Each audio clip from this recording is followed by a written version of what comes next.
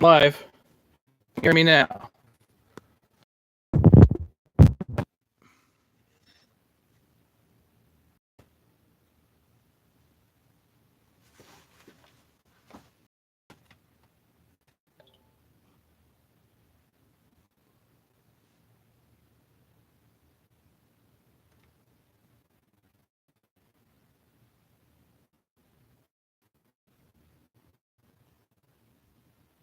Yeah, we have sound now.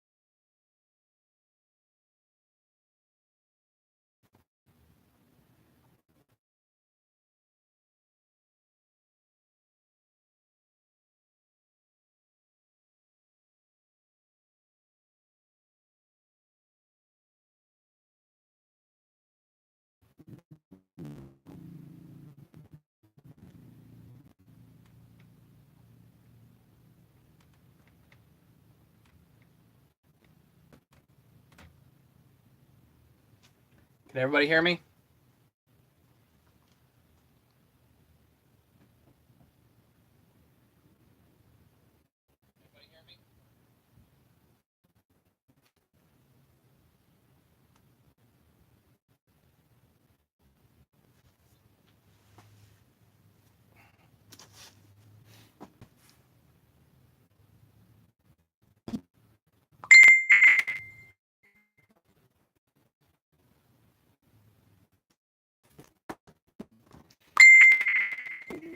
Bling.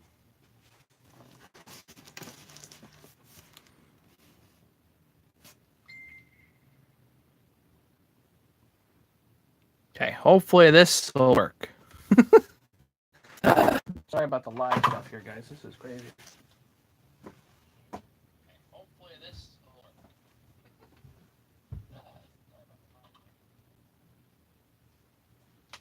work. Yeah. All right. Now we actually have sound. It's 7 people before. That was great. Now I just sorry about the sound.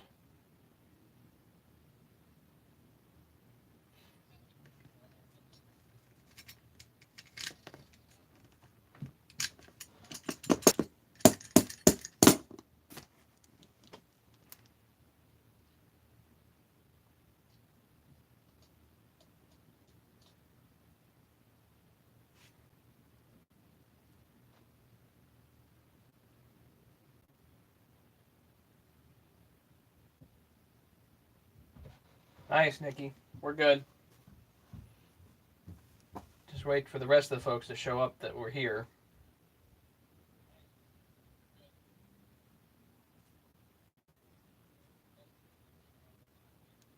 Of course, now I've been preparing, so now I'm actually fairly well prepared.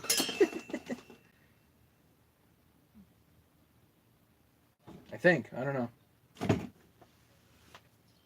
The whole idea here is I want to make a 394 out of the junkiest stuff possible.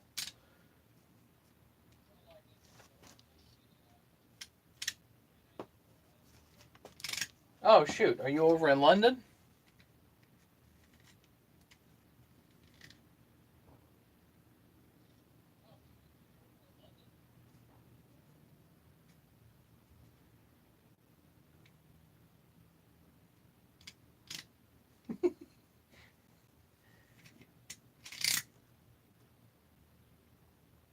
Ireland.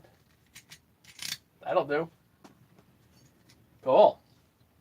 Welcome.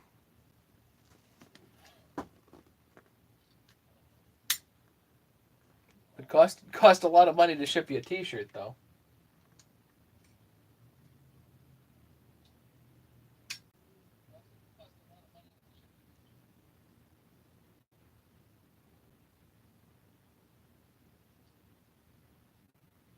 Where'd everybody go? Maybe they figured I'd be back on the other stream. I don't know.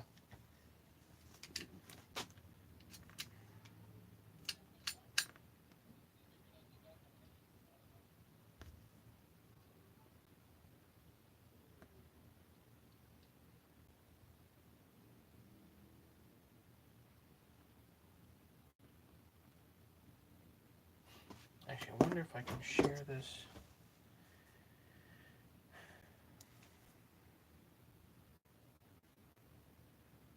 Can I share this on...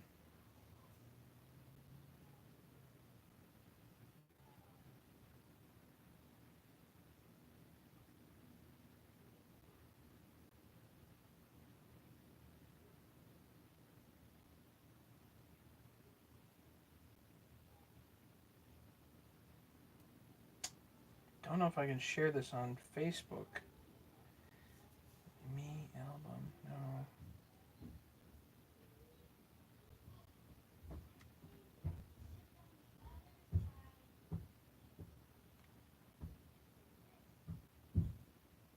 Yeah, no kidding. I know I gotta. All right, let's see here. We're live again. Okay. Yeah, the my work area is kind of crazy. One of the problems with the work area is that I end up with so many projects all at once that I also have to have all the parts here all at once, as opposed to working on, say, 350s and then taking those parts and disappearing them, or working on, you know, whatever. You get the idea. So we have 372 parts down here, we have 394 parts down here, we have 350 parts. What's the did? Generic parts, or what I consider generic parts, bolts.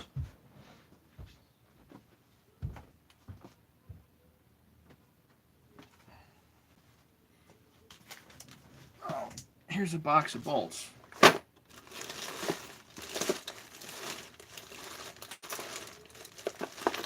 Just with all kinds of random bolts.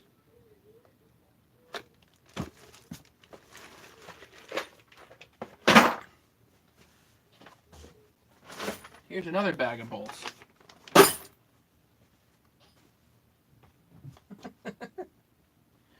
You have any idea how expensive these are to buy these individually? Ah!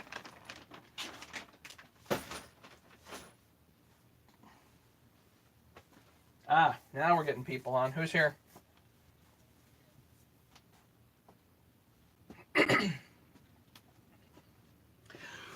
Crap. Just chucked up my t-shirt. Actually, here, I have the list of prices here from steel. So, foam insert for a 200T.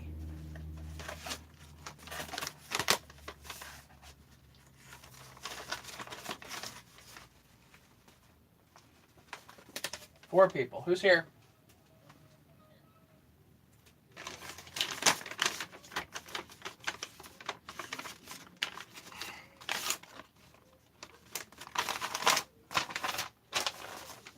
Foam insert for a 200T. $1.09. They want it $1 for a foam insert. $1.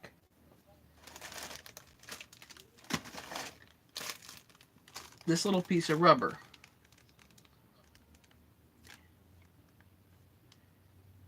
It's called a clamp, but it's not actually a clamp.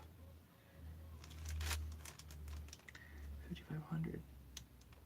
$3.84 for this little piece of rubber. Bearings. The 200T bearings were $21.99 each. Roller bearings. A single screw, $1.09.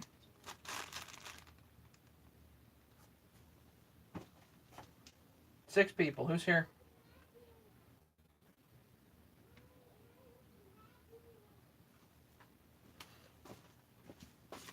I think we got 6 people. I'd say that's pretty good. Let me open the box. We'll see where we're at.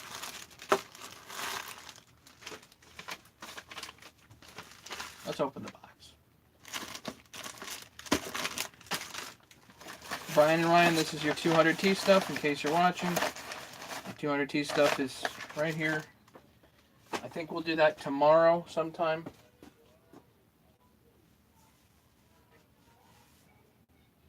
$27 for 4 screws, huh? Yeah.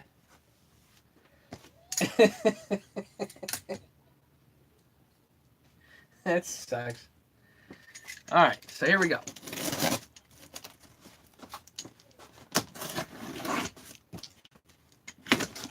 By the way, in case Sean sees this video, Sean, I do approve. I like them a lot. Happens to be a Rock Auto box. Oh, he sent me back these parts. Oh, that's cool. That's a Natchy bearing that was in there. Oh, I remember. I installed that. Yeah, okay. I installed that, and then I noticed the crankcase was cracked. Ah, that sucks. Bunch of other miscellaneous stuff. I think this is from a 359. I know everybody wants me to build a 359. Yeah. Eventually I'll get to that, but I need a good crankcase. I need a good donor saw. I don't have one. Nicely packed, Sean. So nice. How do I get it out of here? I'm gonna kind of assume that these are packed. Oh, let's see. Wow. Oh, what a terrible time to fix that, huh? What a job. That's cool. He fixed the edge there, because this piece was actually cracked off.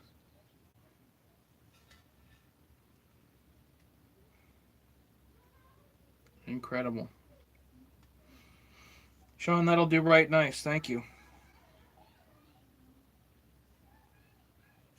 Check that out.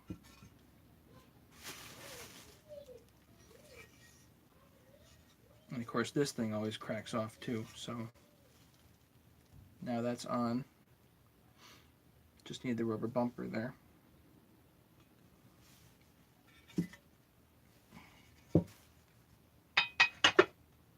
That set should go together nicely. We've got these in there, so that's good. Hose needs to go in. Bunch of minor little stuff. Let's see how the other stuff looks. Questions? You love your 20-wood, 70-wood. Yeah, well, everybody's got their love affairs with their saws. I understand.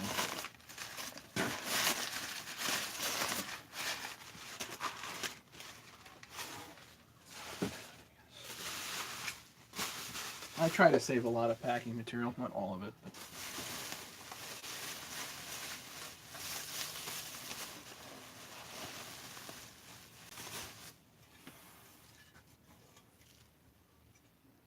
yep, again, that was cracked off.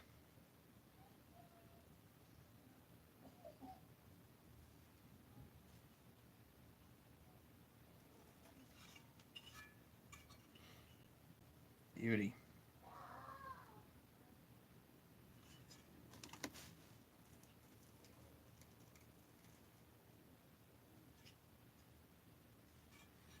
Right, and this piece was cracked, but so I'm going to use this for the milling saw.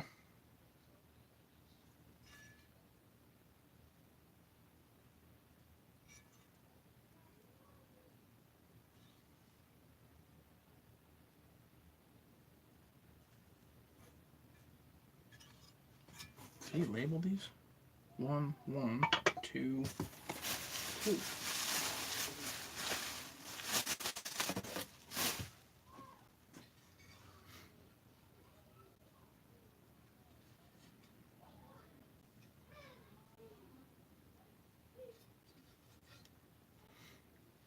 Great, now I've got a decision to make.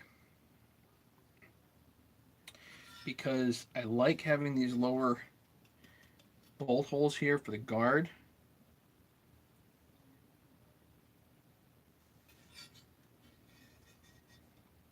So I actually think that this would make a nicer nice saw if I was going to make such a thing.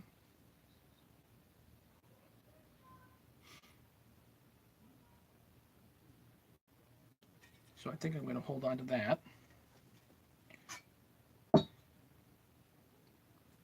this will make a nice saw also. So I'm actually going to mix and match here.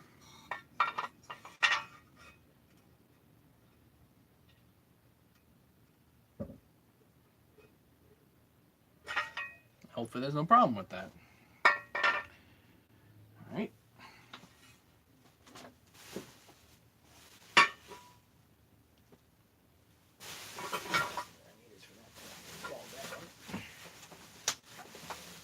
Okay. So these look pretty nice. We're going to assume they go together. It looks like he's really done a nice job blocking the faces here.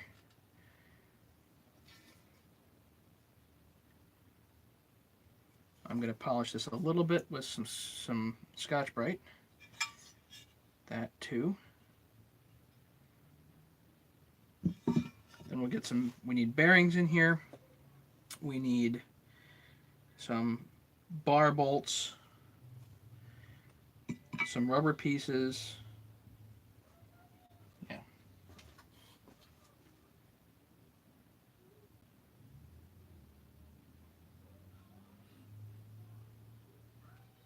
Yeah, with the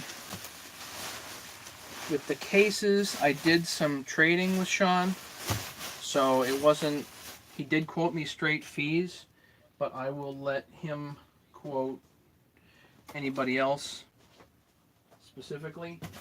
But yes, there was a fee. I did actually pay to have these done, so these were not freebies.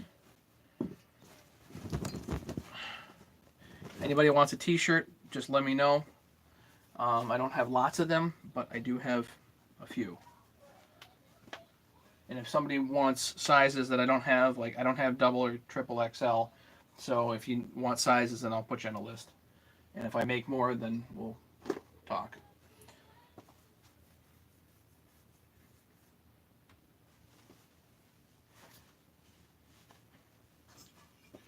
So let me just hit this with some Scotch-Brite. I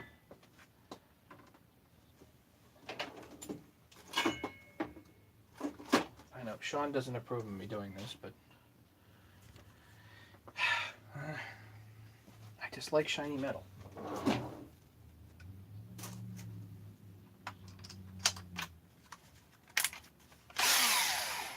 So these 2-inch roll-lock wheels do work. You do have to be careful though, you can round edges.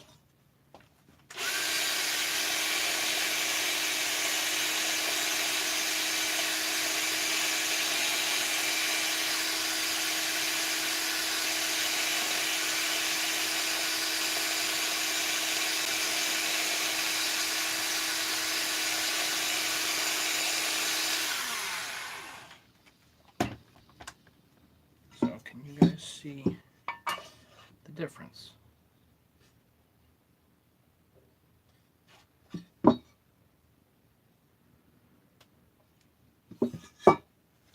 I'm gonna need positioning pins too. I forgot. Let me get. Gonna do this side here.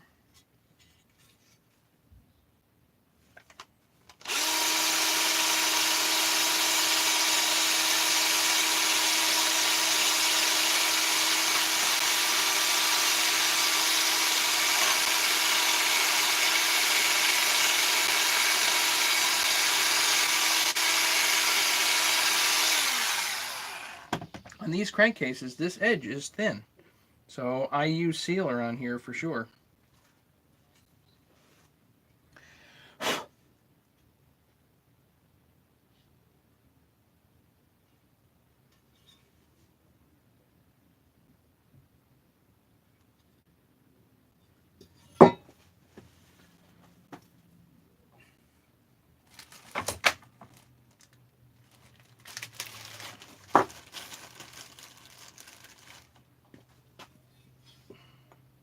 Now, these rubber bumpers are a little tricksy to get in.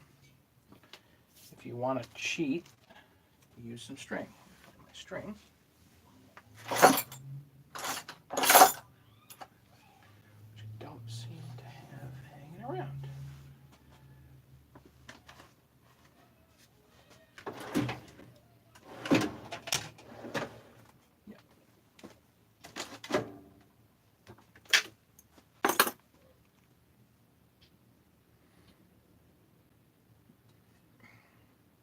So both ends go through, but you got to wrap this. Now, if you have a brand new rubber bumper, then it's far easier than using these used ones, but if it's still good, it's still good.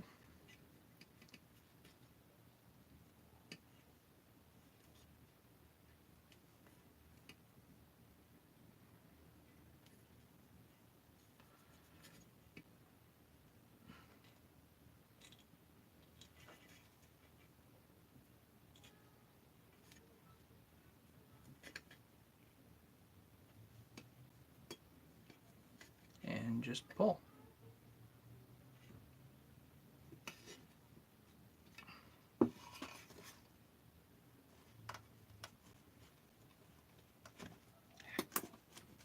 Nylons, it'll take your hand off.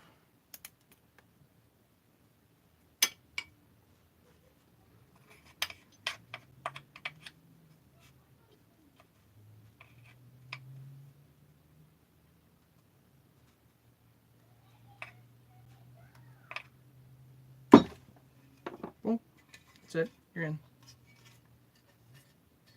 Ta-da.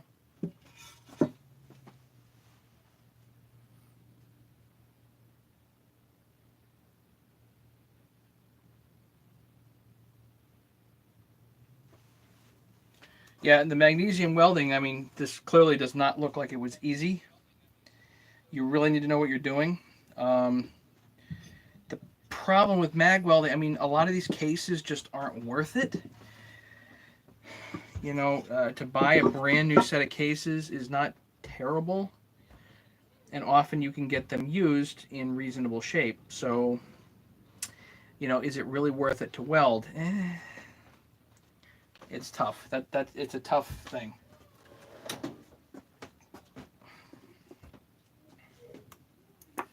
There should be a plastic piece that goes here too. And that may or may not be...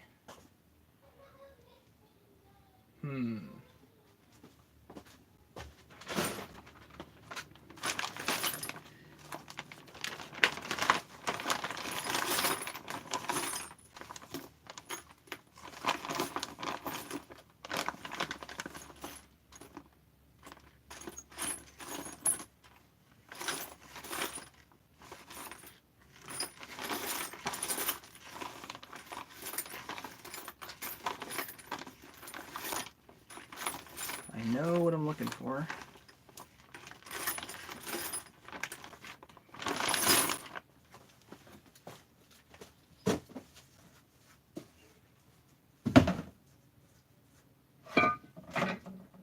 Let's see if old crankcase is to the rescue.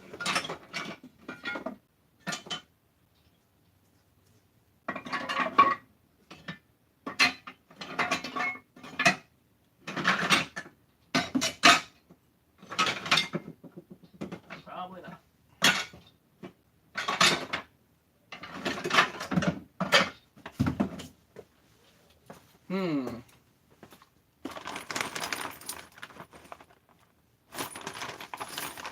I've got to have that part.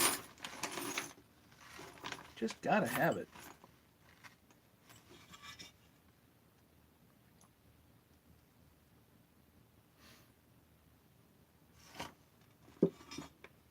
Does a rubber bumper go here too? Yeah, probably. So good thing I got one.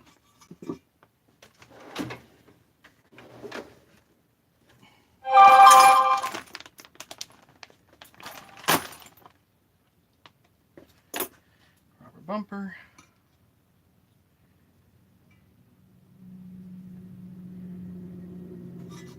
Of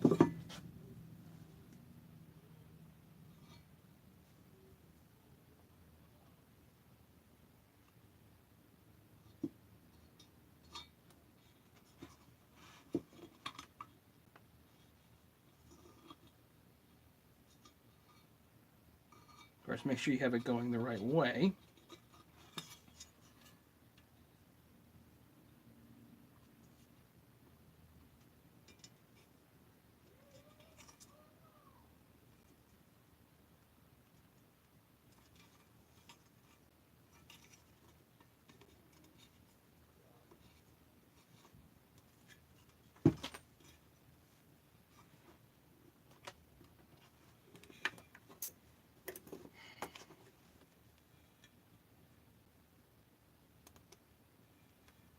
Grab, spin it,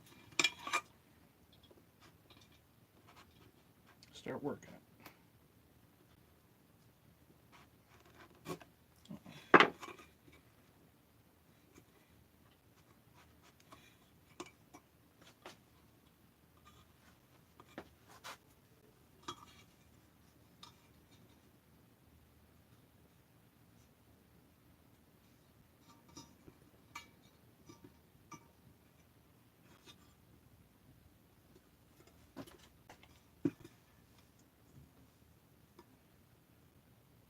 Oh, does that?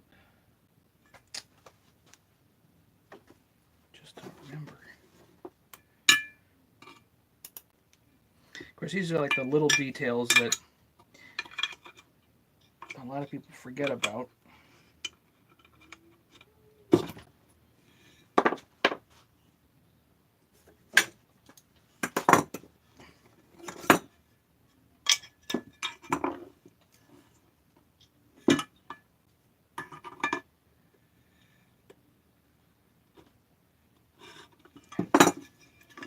Alright, let's cheat for this one. Why not cheat for this one?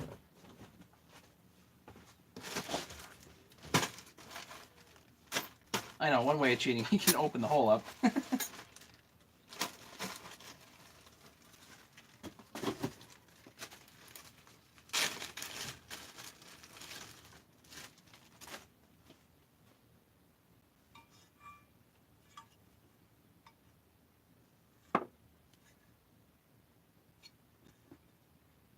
Why am I blanking on this spot?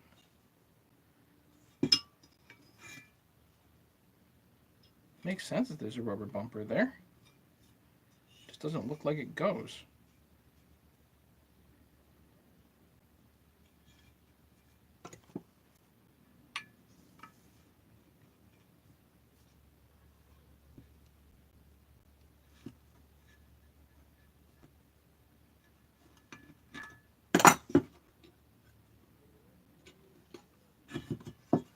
It's going.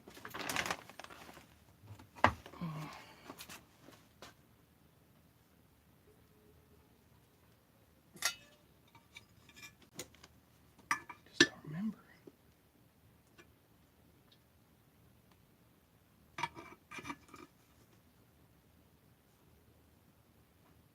Yep. And that's how they get pulled if you're using a new one.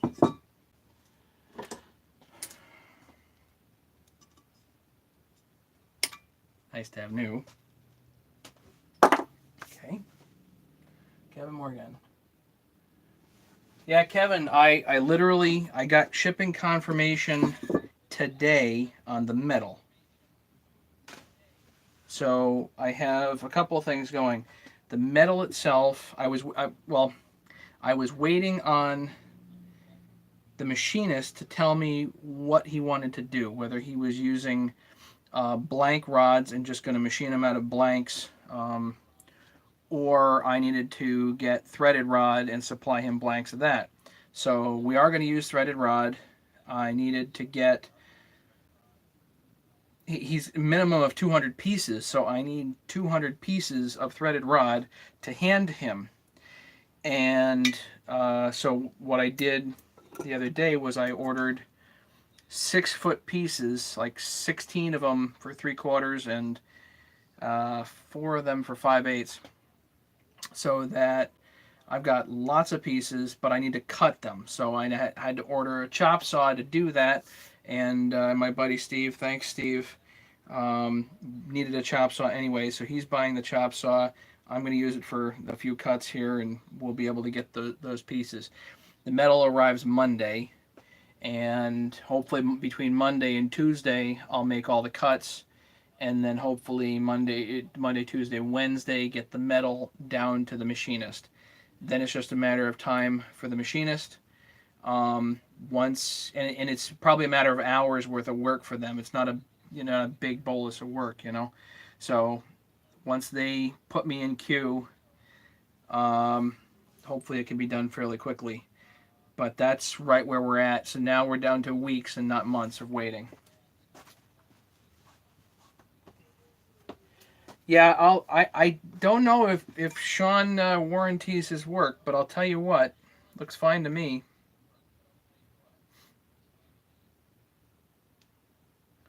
Sure, it certainly looks sturdy enough.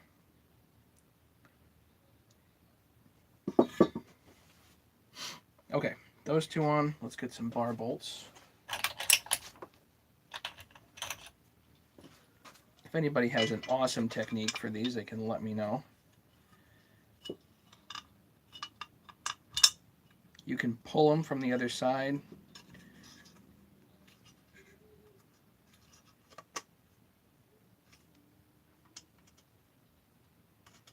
That one's a little loosey-goosey. Let's try a different bar bolt. Maybe it's the bolt that's at fault.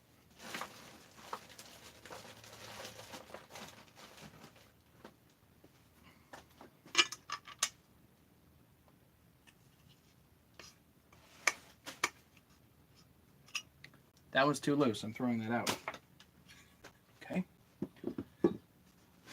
Could be used, but won't risk it for now.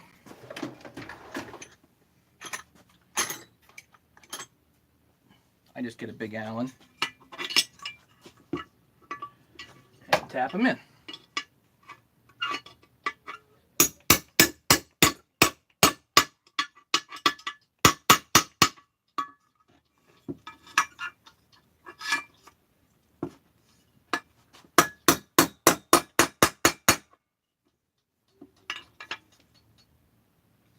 Bar bolts are in.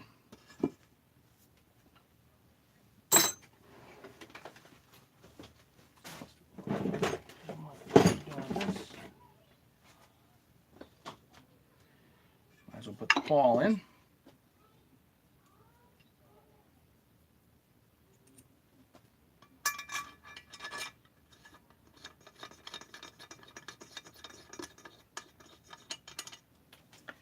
And somewhere around here, I like my E-clip trick. If you can get an E-clip to fit on the adjustment screw, I think they're better than, look at that. I think it's a whole lot better than the rubber that can degrade over time.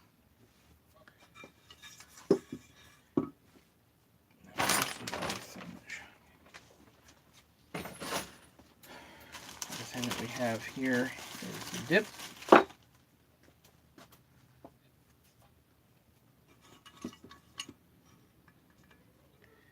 It just presses in, I think. It goes in from the other side. That's convenient. Yep.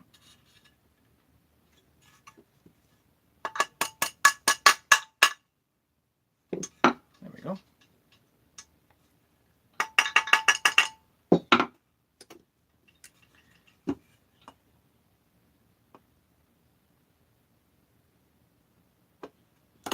Want it to sit just a little below flush, that way it can release pressure.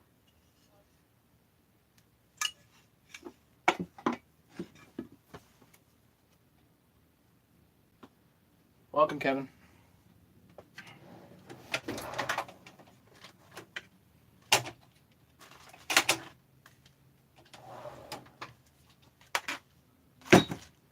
Now I like to use these wire wheels just to clean up where the ceiling surfaces are going to be.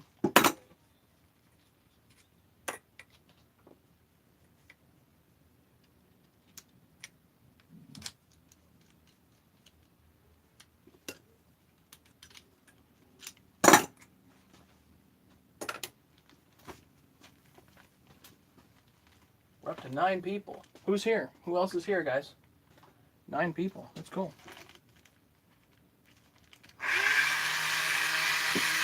So I just like to clean up the ceiling surfaces.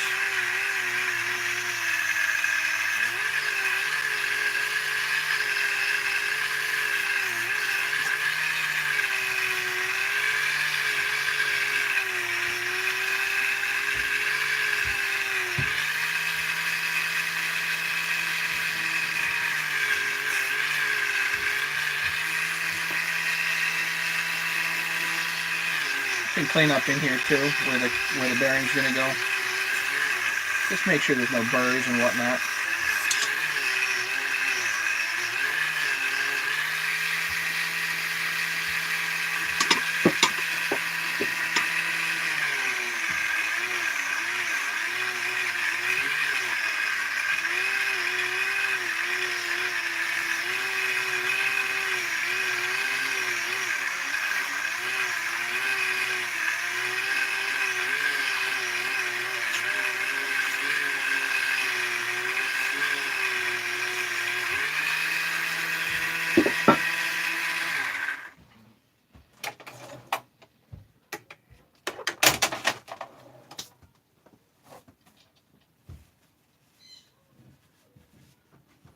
Husky 55 coming to the shop missing an oil tank vent.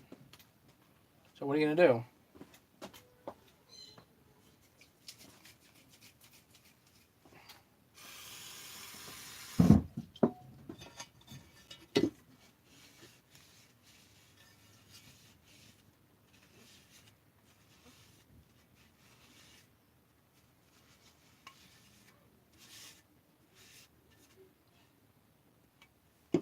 So brake cleaner all the surfaces.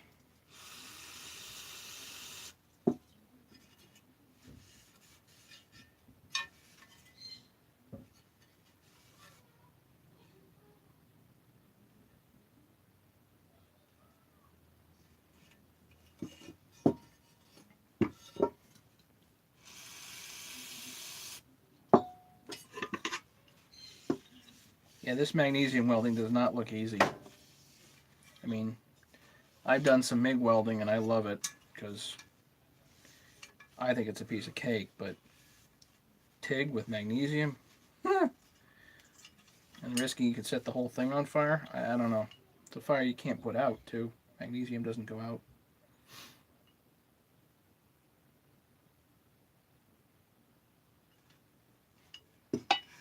Okay.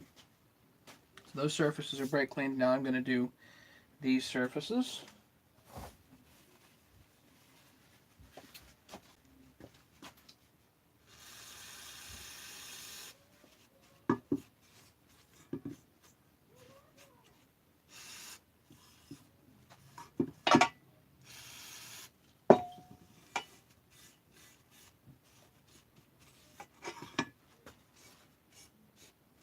Because I am going to use sealer on here.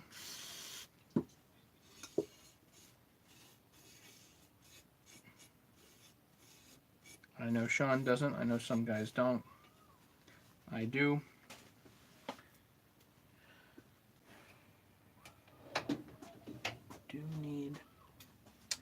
We need positioning pins.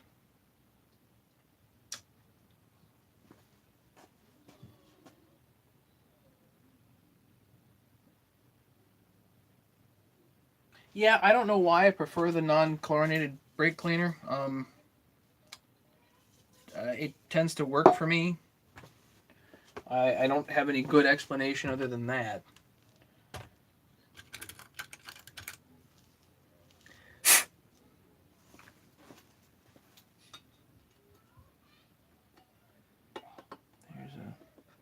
There's one.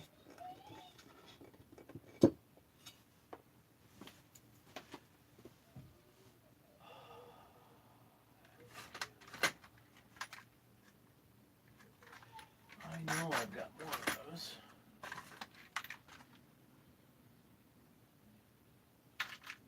You know what? I got these plastic ones. Let's use the plastic ones. Everybody hates the plastic ones, so let's use them.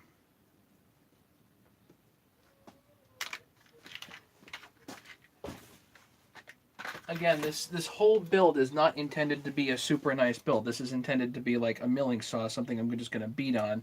And I really don't like chainsaw milling, so I'm not intending this to be anything even remotely close to amazing. Got that. I'm missing that stupid plastic piece here, but I don't know what to do about it. At least for now, I guess we'll forget about it. And I'll put the bearings in. So let's get the bearings. I'm going to pull the bearings in cold.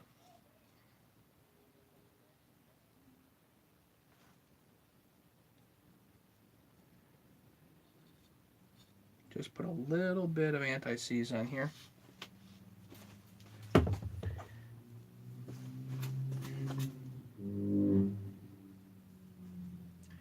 Then with a Q-tip,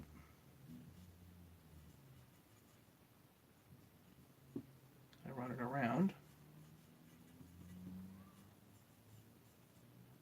The bearings do slide in easier if you do that.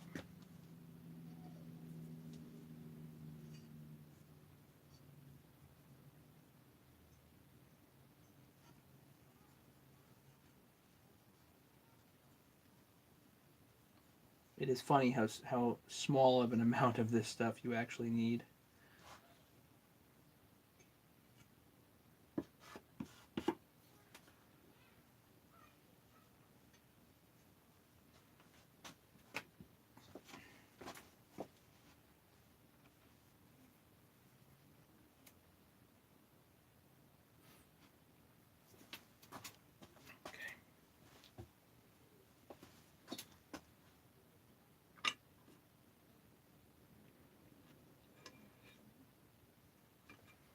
As long as it goes straight, you're good. Starts to go off, you're sunk.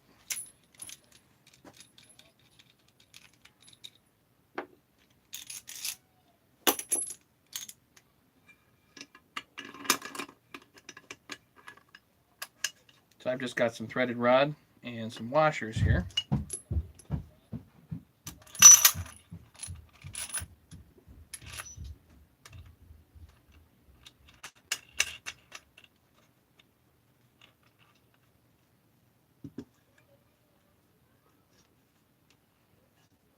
So you can heat this and then pray the bearing drops in. I've done it a million times and it doesn't always work. Because the bearing doesn't always drop right in. It gets stuck halfway or some dumb thing.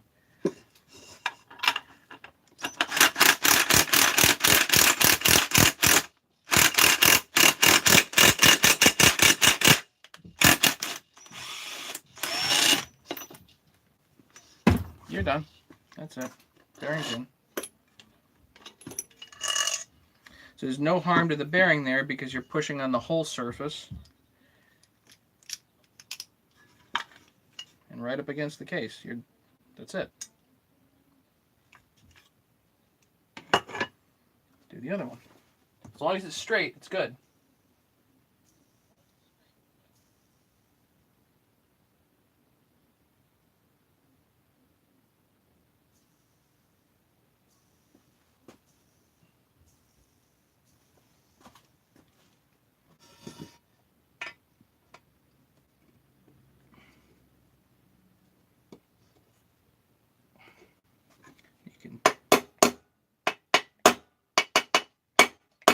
Just give it a tap on the outer race, not the inner. If it doesn't look like it's straight, there, and you can hear it when it straightens out. You don't want to tap it on the inner race, just the outer race.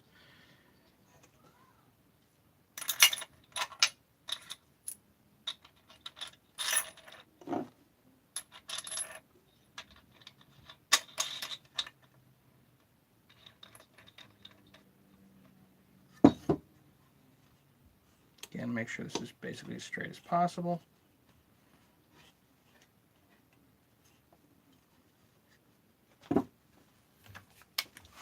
I usually do this by hand, but the impact's nice. You can see it go.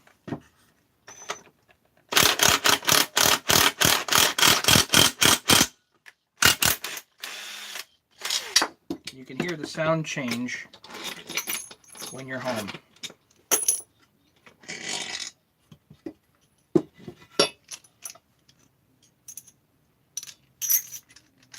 This is just the piece of threaded rod with some washers I have sitting around when I pull bearings in.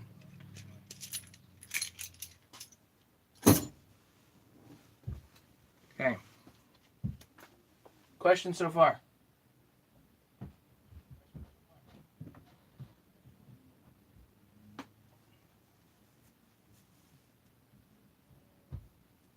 No case cracking. That would be unlikely.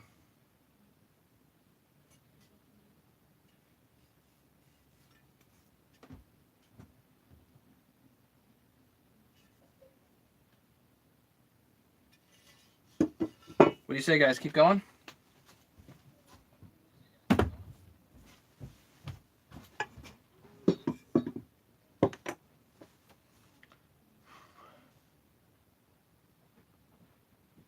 Oh, you know what? This right here. Let's get that in. I'd love to put this one in, but I don't know. I don't know if I have a bumper right now that will fit that spot. I don't think I do. The bumper that fits here. I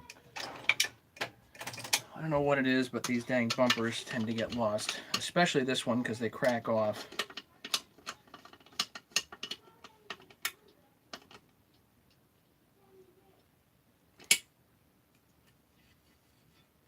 And that bumper is installed, 8mm.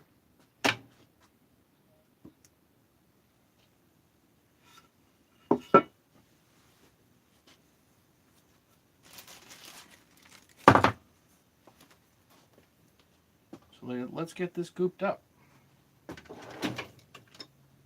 Not with that. Okay.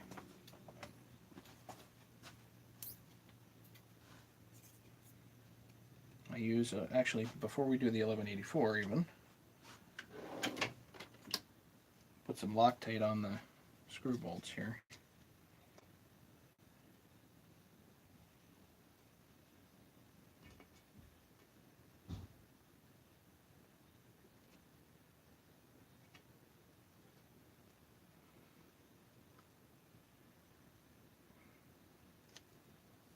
Now normally I just pray that this anterior bolt is not stripped. Ah, shucks, I forgot. We're not supposed to put Loctite on these front ones yet. Doesn't matter. It'll be alright. No, this will be fine. You'll see why in a minute.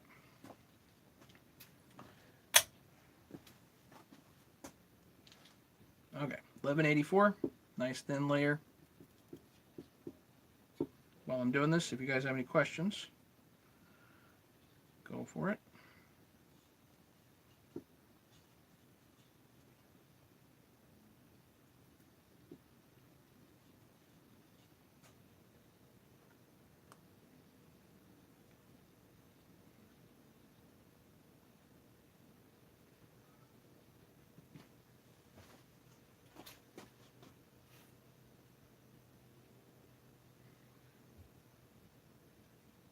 Made you look though, yeah, funny.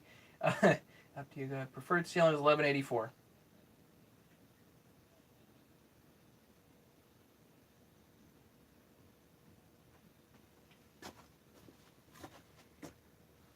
You know that lottery is a tax on people that can't do math, right? I know. For 470 million, you got to try. I hear you.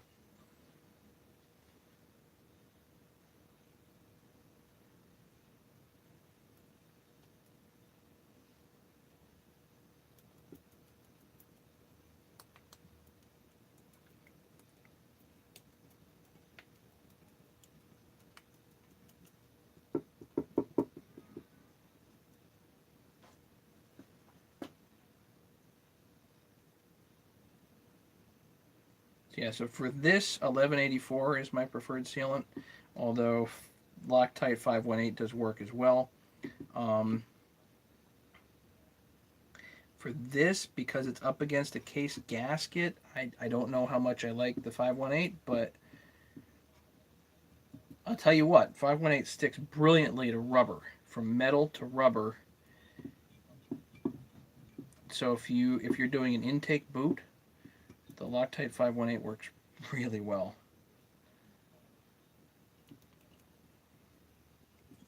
When I pull these apart, if it's got a 1184 and a gasket, the 1184 actually separates the gasket in half.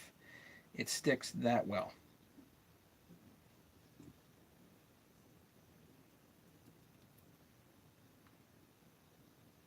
So all I'm trying to do is get rid of the shine here.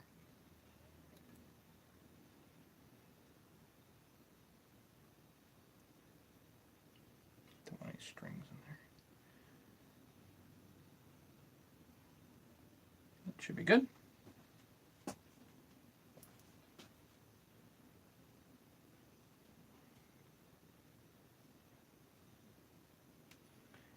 Bradley, 361 or 372 kit saw. Buy a genuine saw, but I'm in high school, so I don't have that much money.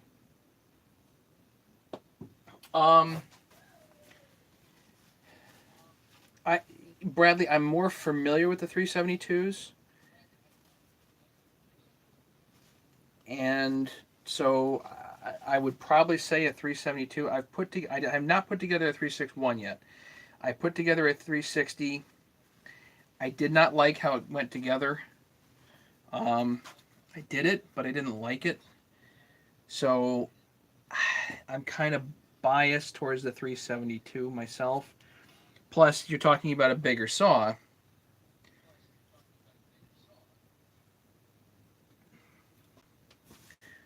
So me personally, I'd say a 372. A 372 is probably one of the best all-around saws available.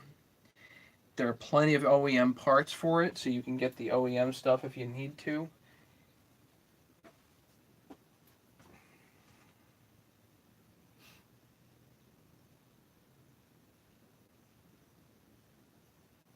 Every time when seal used without a gasket, yeah, I do base gasket deletes all the time. In fact, this build will probably be a base gasket delete. So I'm going to stick this down because this is tacked for just a minute. Yes, this is an aftermarket gasket, so shoot me.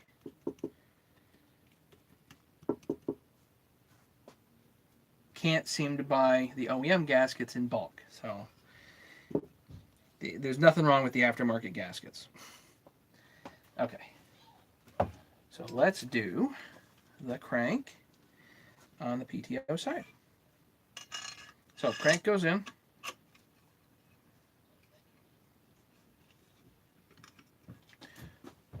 So Bradley, you bring up a great point, and it's an overall point on the kit saws, and it's, there's something I've been asking people for years.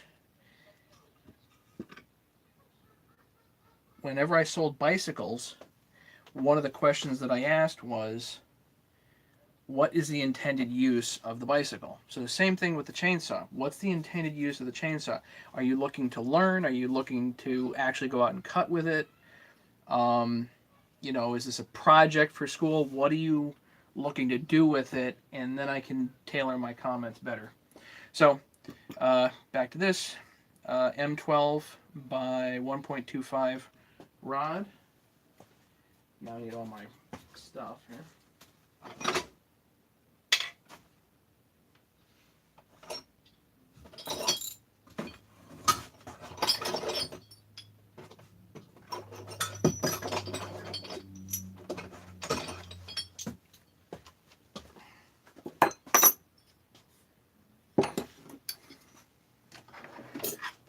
Away so we don't have trouble. Have a little bit more room to work.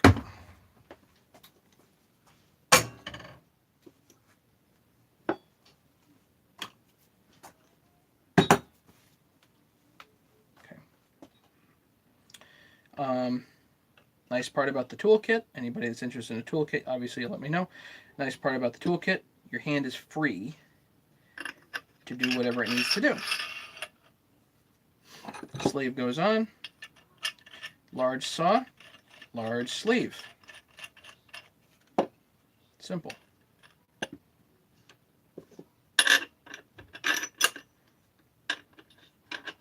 I had one guy, actually I've had two guys now, that have used the small sleeve on this side and they've mushroomed the sleeve.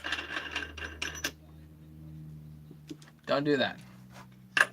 If it's a large saw, use the large sleeve. More specifically, if it's a large bearing, use the large sleeve. Okay, handles on, nut and washer, crank her down. There's nothing super hard about this. There's not even a lot of leverage involved.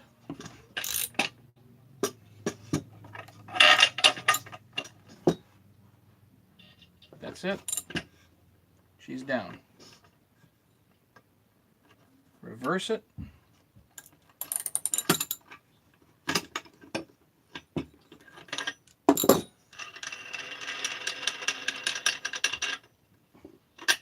Still got 9 people watching. That's pretty cool.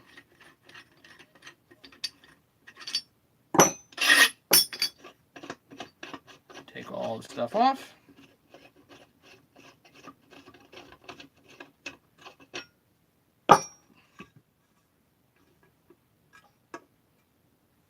Cool. Put it together. Now let me get my other rod here.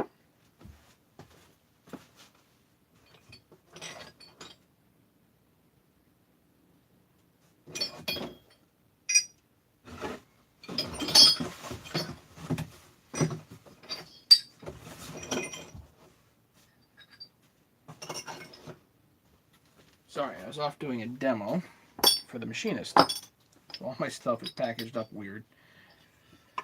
Okay, bring these together.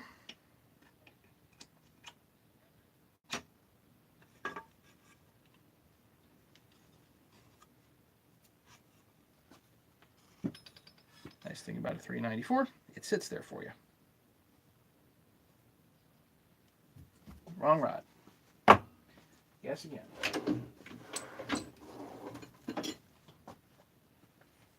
This one. This will do. M10 by 1 right hand thread.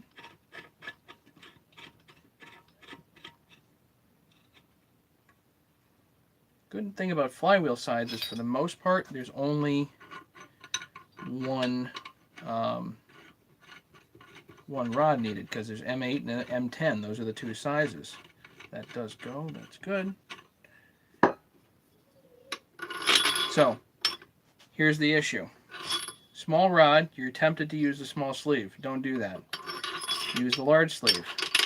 It's sloppy fit, but it's fine.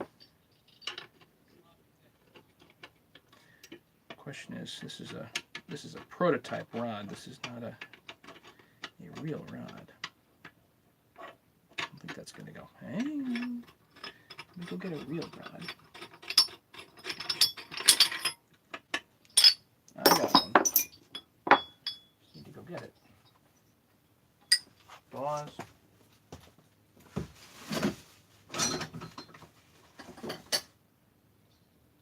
Here we go. This will do.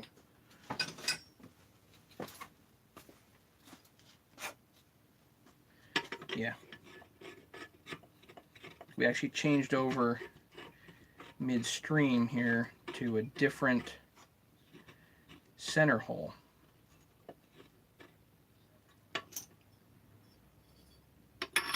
Large bearing, large sleeve.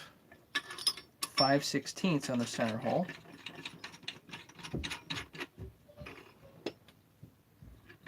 Now we can put our nut on. Perfect.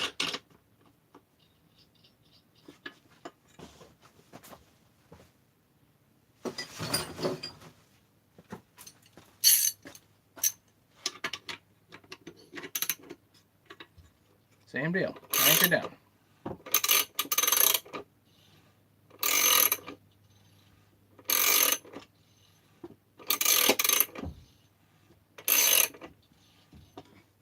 So this is nice because there's no thing on the end that you have to grab with another wrench. This handle does everything for you, and it leaves this hand free. I've said it before, say it again, this handle was Walt's idea.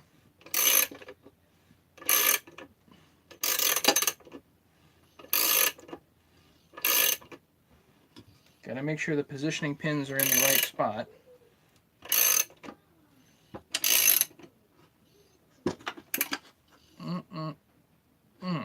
That's it. That's all you need. Back it off.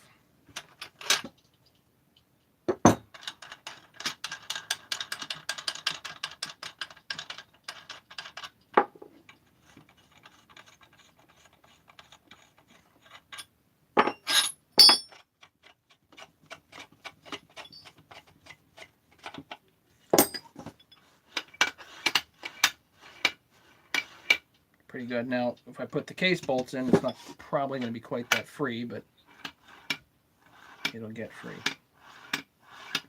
Pretty nice. Questions?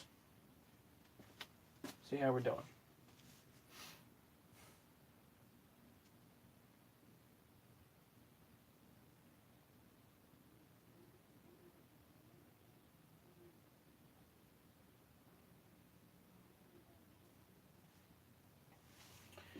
Okay, so back to the sealer without a gasket. So if I do a base gasket delete, like here, then I'm going to use only sealer and no gasket because I'm going to bump up the compression. That's the question. You almost heard a pop. What are you talking about? Craig, messing around again. No pop.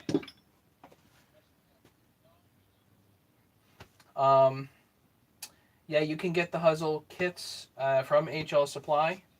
The thing about HL Supply with the kits is that if they have them in stock, you're going to get them a whole lot faster than if you order them from China.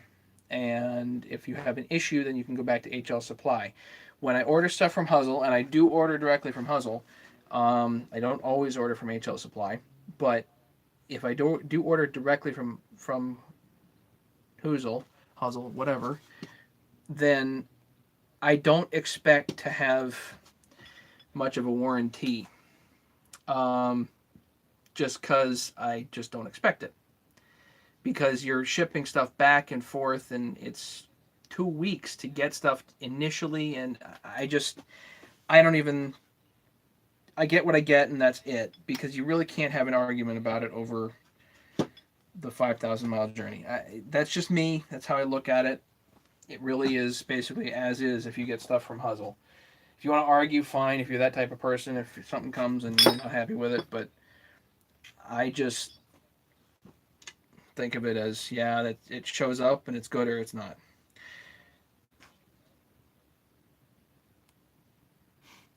So, case bolts. 1, 2,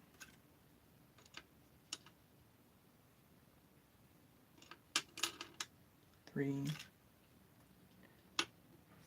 4, and this one's 5, and the 2 front ones are weird.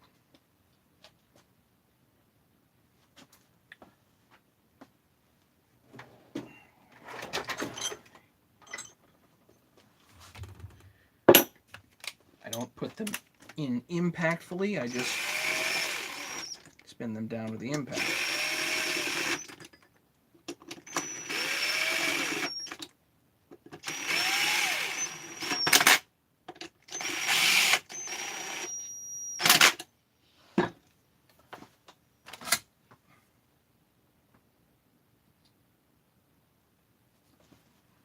Yeah, you can get kits on eBay too. Again, if you're looking for a little product support, then HL Supply is probably going to be the ticket. If anybody wants to support the channel, obviously they can go to the description of most of my other vids and find my link to HL Supply.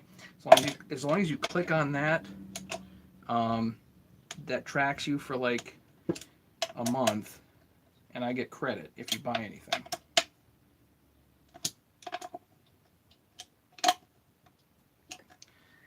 There. Now, the these anterior bolts, it's a trick. Okay.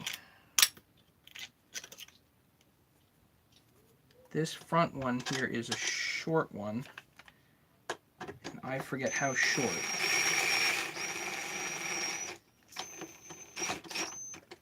That goes down without stripping, so I'm going to use that.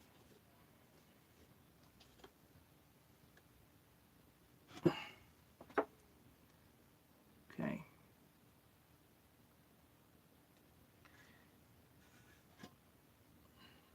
This one is the long bolt.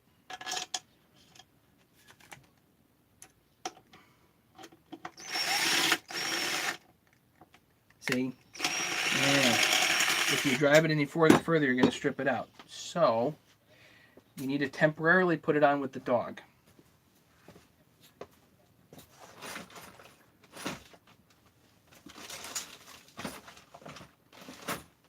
Which, of course, now means I got to find a dog.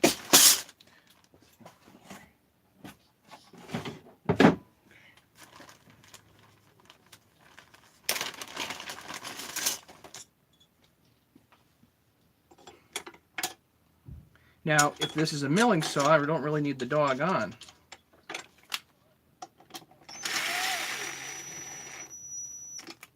In fact, it kind of messes me up as far as the length goes. So that's there kind of temporarily until we work the rest of this. But the case is together. What do you guys think so far? Keep going?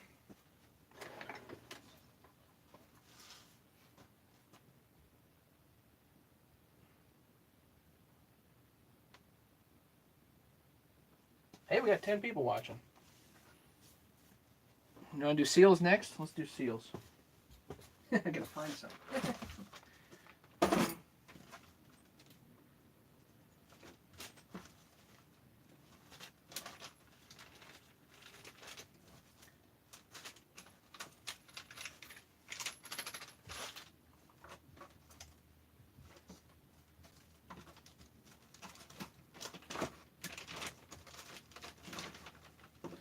Find out I don't have seals, I'm going to be pretty upset. Here's 1, 2. Good. Okay.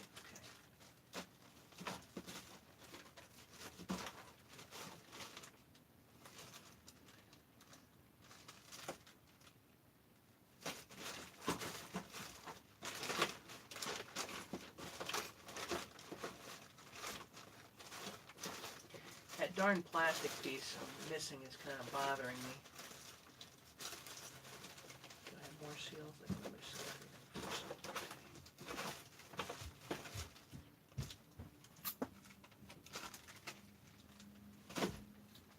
I know I've got this piece right here. I know I've got it somewhere.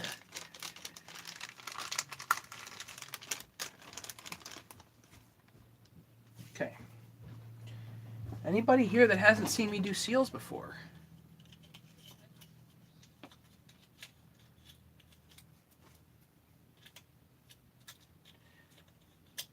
Are the Yankees sucking now? Go Red Sox.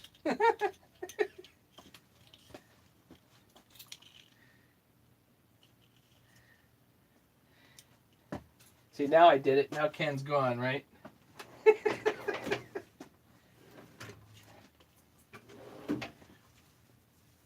Okay, let's do some seals. So I had already cleaned that surface with brake cleaner. Got this is Loctite, the 518. So I do like this for extra insurance around the seals.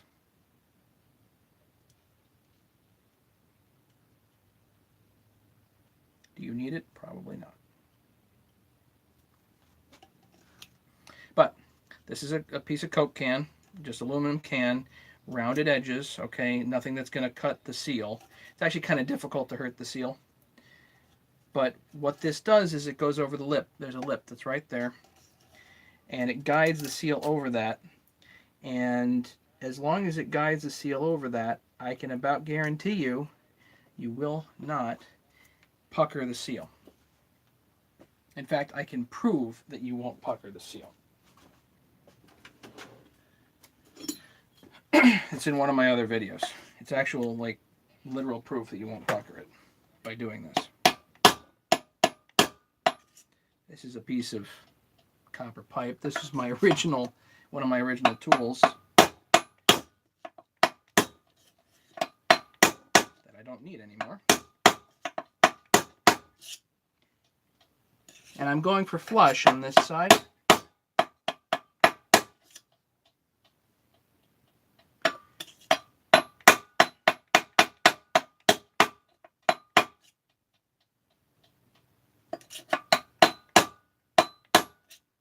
Now we're nearly flush. Nice and gentle, take the Coke can out.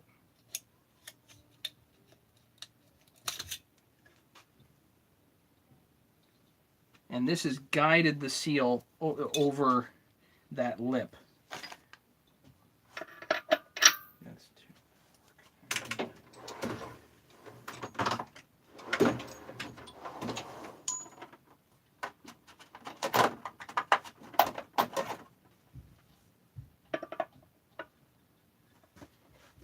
21.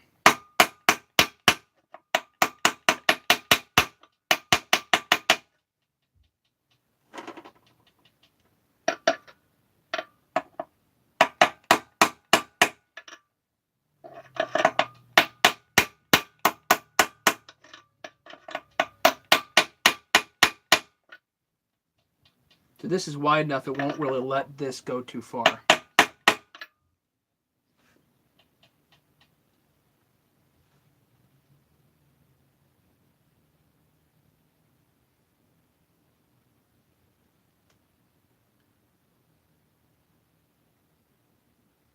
Do need to drive that just a hair further though.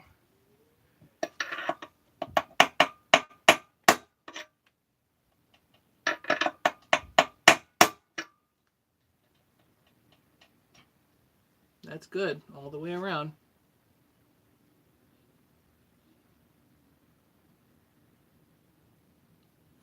I'm pretty picky about my seals.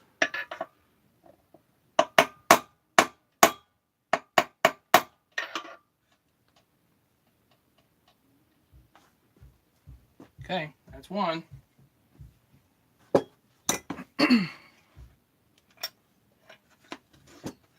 Same thing on the other side. Questions so far? Cigarette wrapper trick. I prefer Pepsi. Yeah, I think this is actually a beer can, but you get the idea.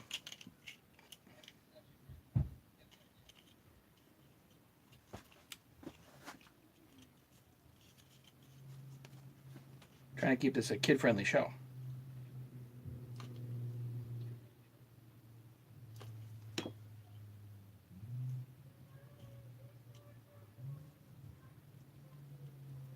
It's not really retaining compound. This is just... Did we lose it? Did we lose the signal? Are we good? I have bearing retaining compound right here. It was way in the back of my drawer, but I'm not using it. This is just Loctite 518.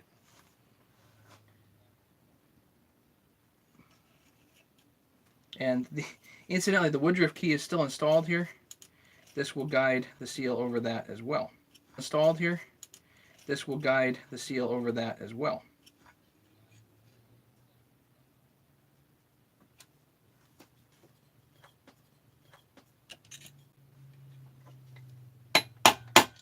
Now on this side, this is a bit different.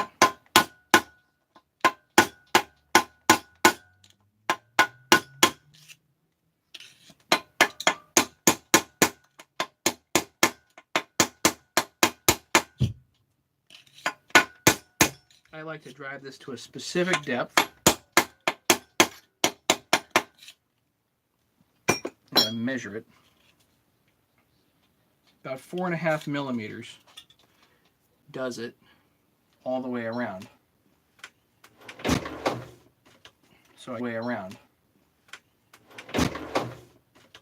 So I use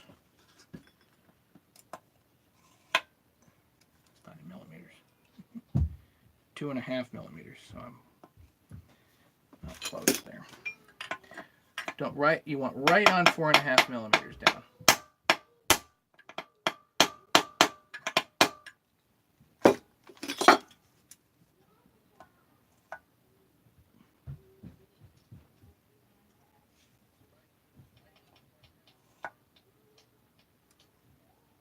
Three millimeters. One more.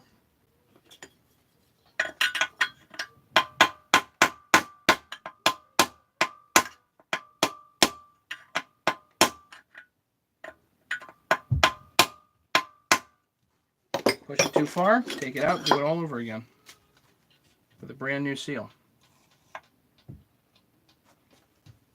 3.5, 4,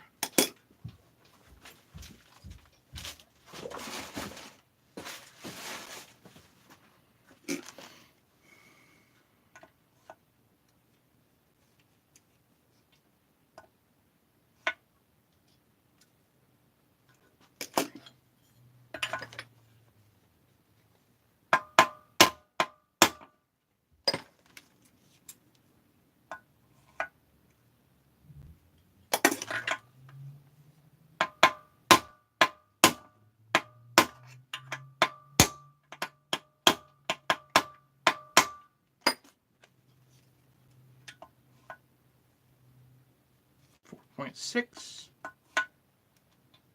4.3, 4.6, 4.46.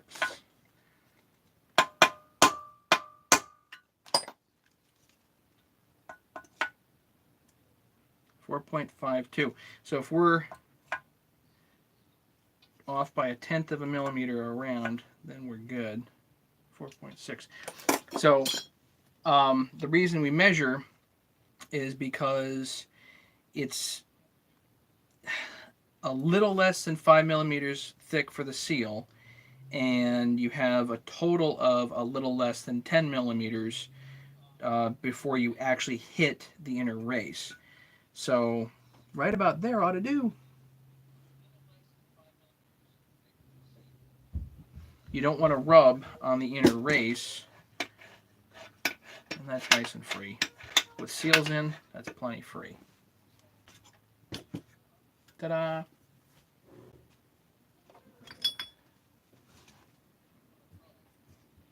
Is that the depth the same for the 372? No. No, you have to measure. Actually, on the 372, there is a. Actually, I have a crankcase. Hang on a second.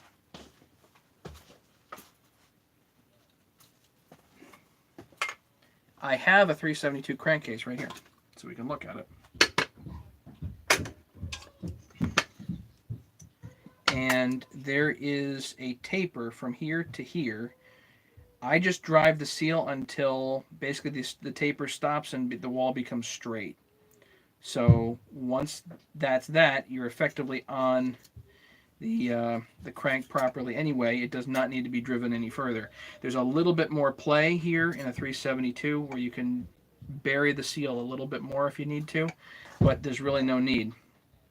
You basically, when you look at this taper stops, say, right here, and that's where you want to put your seal flush to.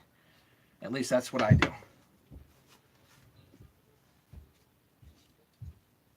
And you can measure. You can definitely go around and measure if you want, but visually you can see it, and then you don't need to measure. Not saying you can't measure.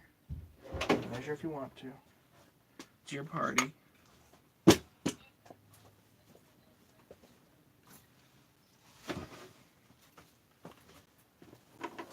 What do you say, guys? Keep going?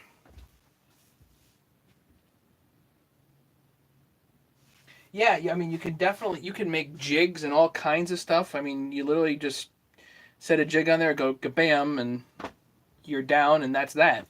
I just haven't done it. You certainly could, though.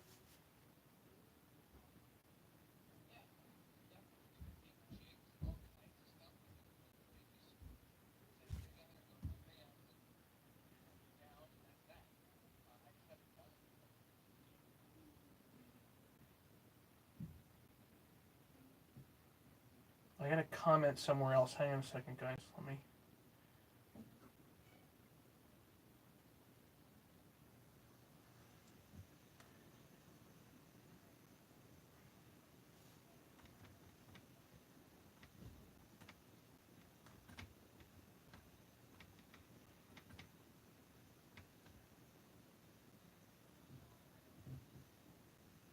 There's Leonard, and there's David here. Just want to add these.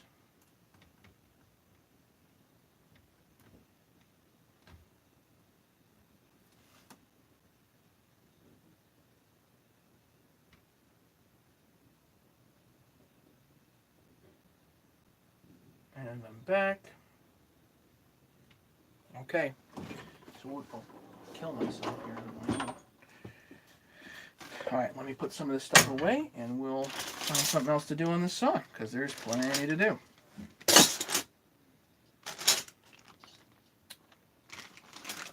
Anything in there? Probably not.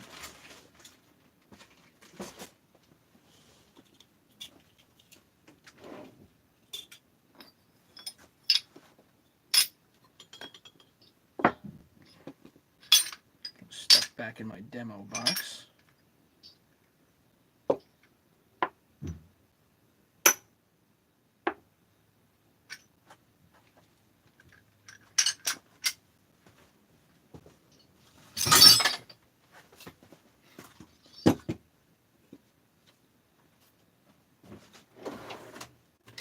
Did I answer everybody's questions all right?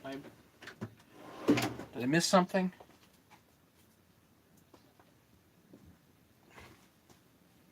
Oh, Ken, funny you mentioned Pepsi. Pepsi actually is now doing more and more with real sugar.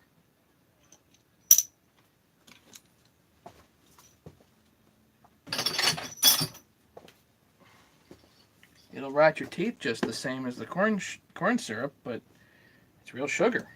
I don't know. If I had a choice, really tend to be a Coke guy myself, but truth be told, I mean, everybody knows I'm a dentist, but truth be told, I do think Mountain Dew is joy in a can. Don't tell anybody I said that. Oh shoot, we're live.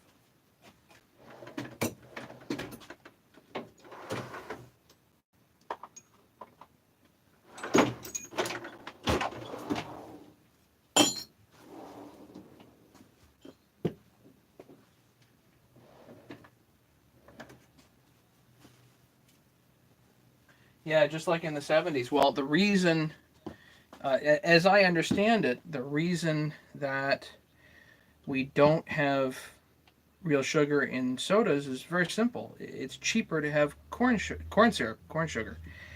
And the reason that it's sugar is because there are trade embargoes on sugar, making corn syrup cheaper. Sugar would be cheaper if the trade embargoes weren't there. So basically what happened, and as I understand it, the corn companies ended up in bed with the government, and the government put the trade embargoes on there to bolster the corn companies. Ski soda? What the heck is ski soda?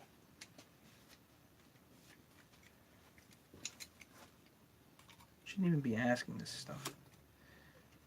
Don't have Mountain Dew that often. I would like to have it all the time, but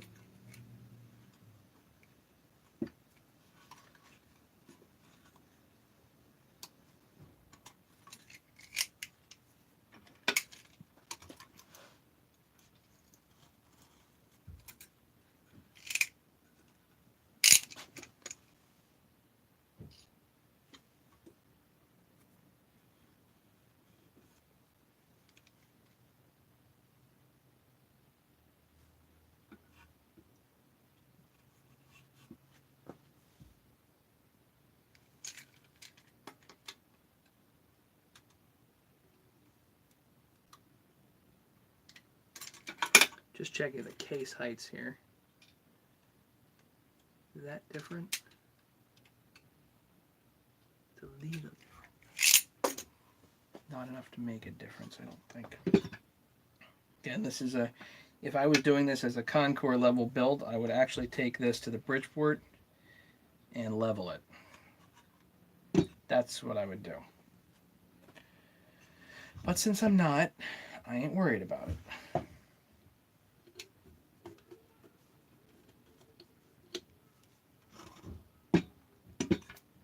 So what should we do next? Let's do the spring in the front here.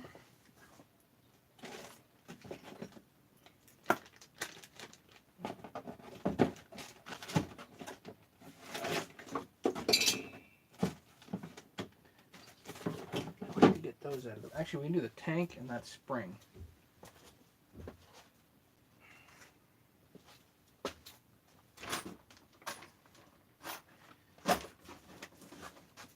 Let me find my 394 stash here.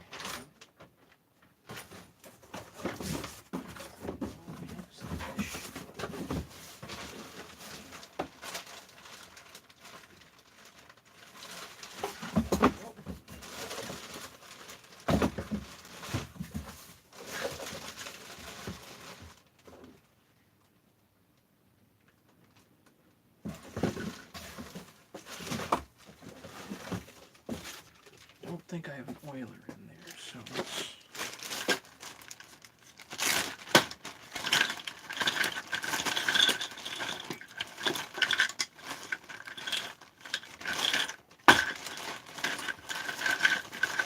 That spring in here, and that one. Oh, too many parts.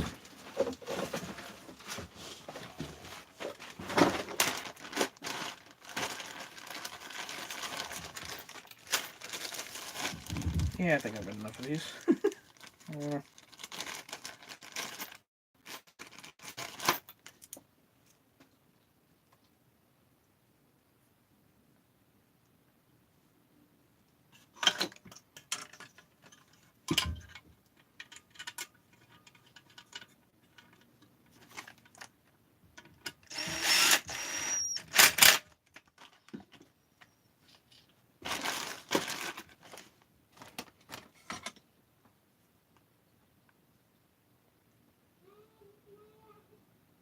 Will it seal? I don't know, Ken.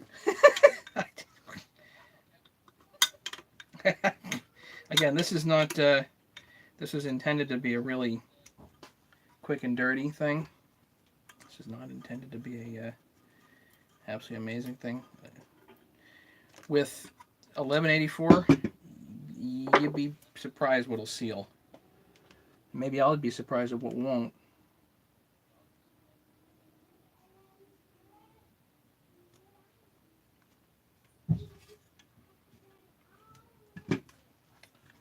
So that's pretty much ready to go.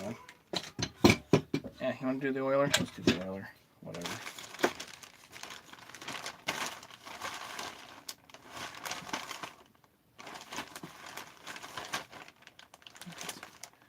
.372 bolt.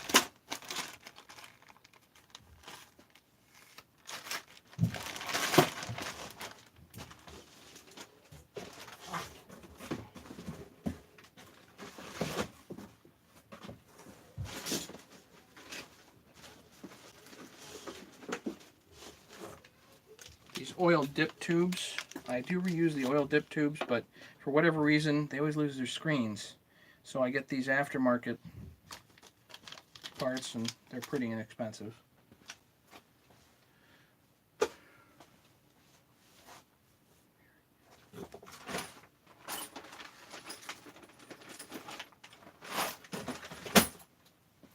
So like this is what happens. So the OEM ones, for whatever reason, are always losing their screen.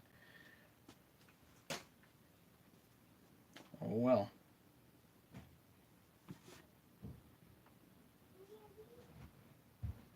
This is pretty clean, actually.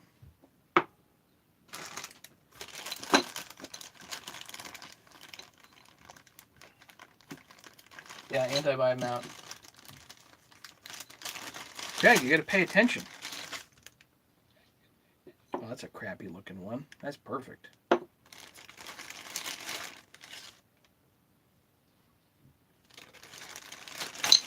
so it's all crapped up looking.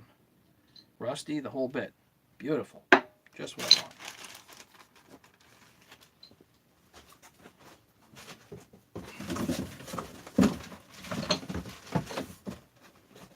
It's going to be rusty when I'm done with it? Yeah.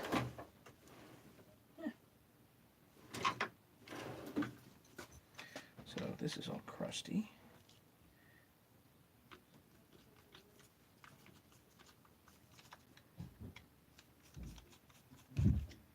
So I'm going to take the oiler apart. Put this over here for the moment. That I can put in there. Just going to put this screw back on the front anti-vibe. You do want to get the anti-vibe mount on fairly early, because if you get the cylinder head and the muffler on, then you cannot get to that screw. So you do want to get to the anti-vibe fairly early. Okay, let's take apart this oiler. Now here's a neat trick.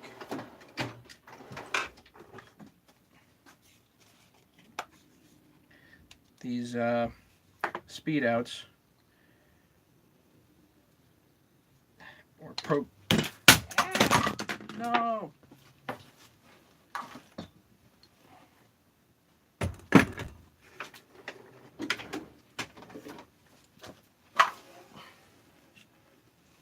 It's okay. It was only like the most valuable tool in my shop. Okay, forget about that. The speed outs here go in and grab these white things pretty nicely.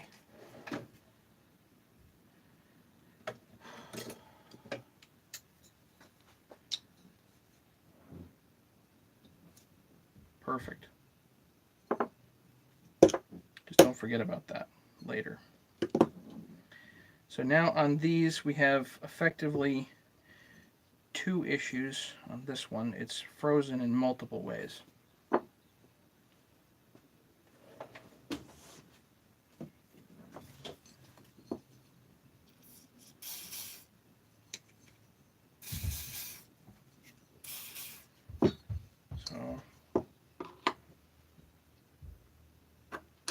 Yep, that moved.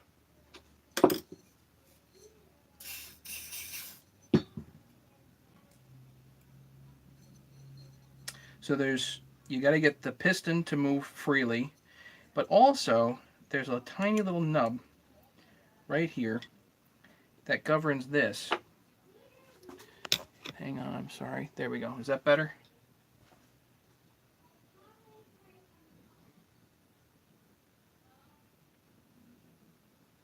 Yeah, that's exactly right, Craig. If I cannot get this bump here to move adequately, a little bit of heat works perfectly. Sometimes I'll push this in and push this in and push this in, and it doesn't want to come out, and you hit it with a little bit of heat and then it comes. But I want to get the this piston out first.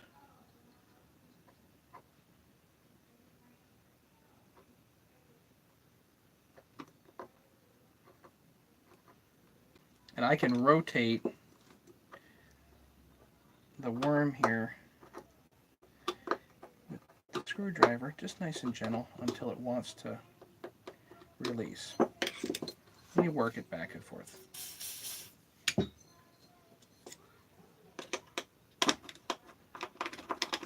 There we go.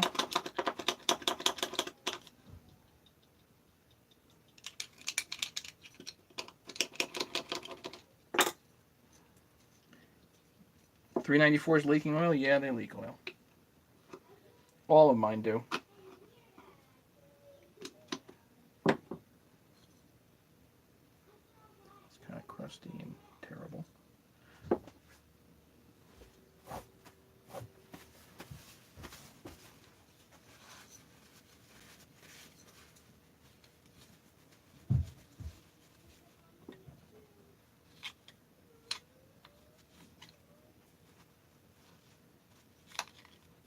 Where do they leak oil from? That's the $1,000,000 question.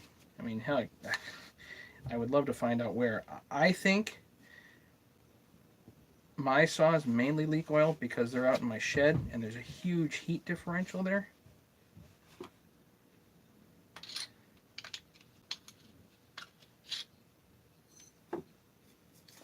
So in the hot and the cold, and the hot and the cold, too much expansion and contraction, and they'll leak.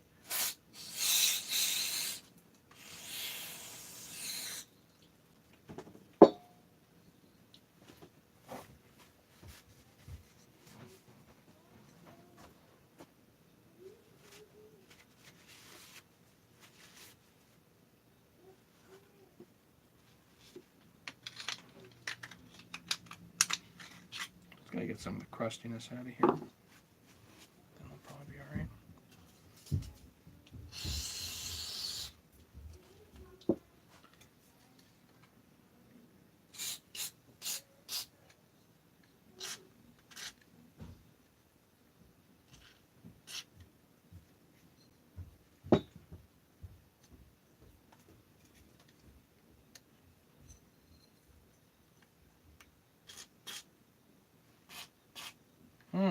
This may be clogged.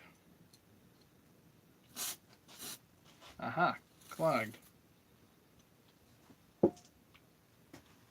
Somewhere in there, there's actually a clog. Well, let's see if we can fish that out.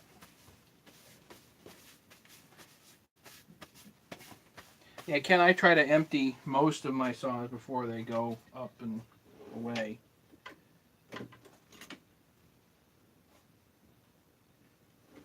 Difficult telling that to customers, though.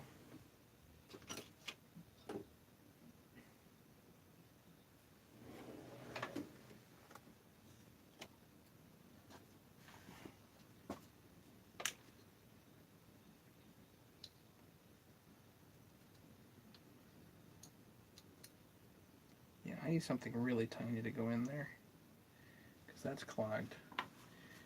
This is probably going to be fine if I can undo the clog.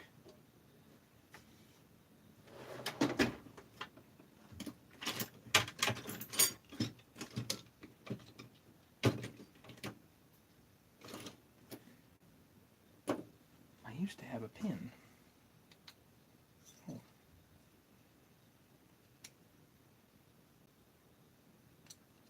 That screwdriver almost works, does it?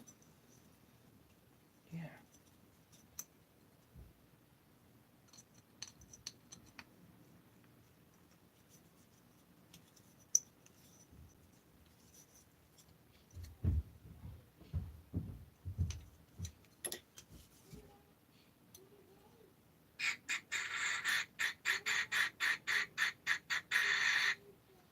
Getting there.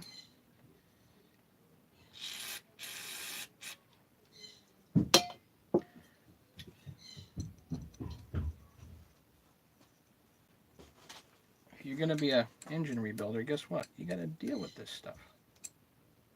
Right? Who's with me?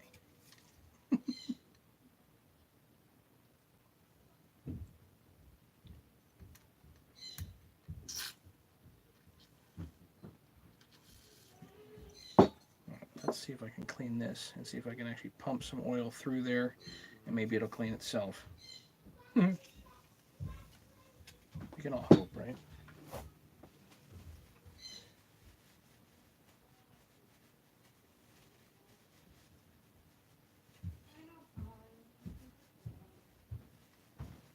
Three years ago, I put that fuel stabilizer stuff in it. Come on. Why doesn't it start? Because you used ethanol gasoline, that's why.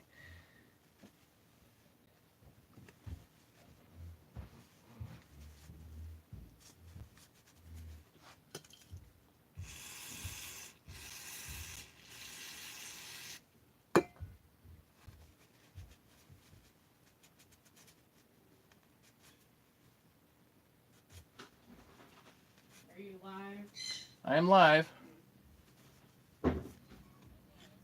My wife wondering.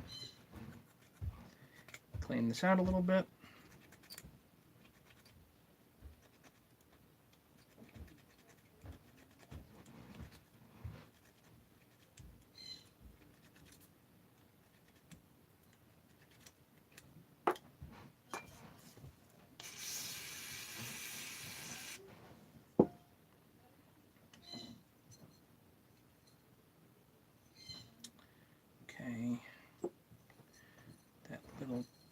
copy thing. Hang on.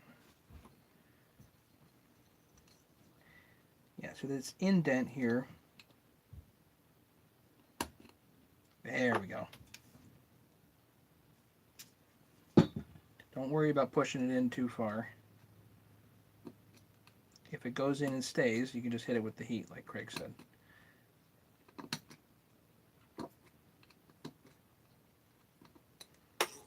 A little bit of lube in there and it'll actuate, and then it works nice.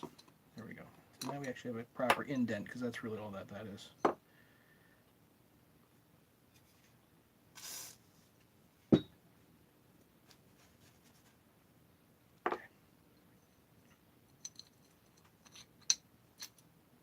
Put that back in there. Push it down.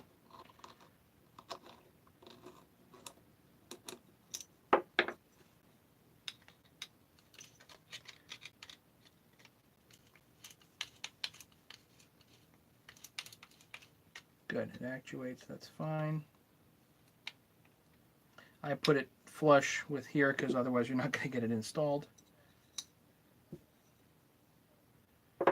Let's see if we can get this to pump a little bit of oil through. There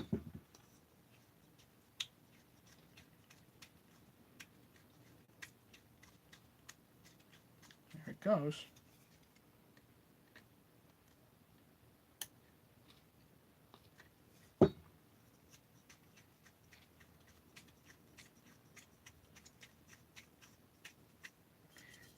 Pump a little brake cleaner through it.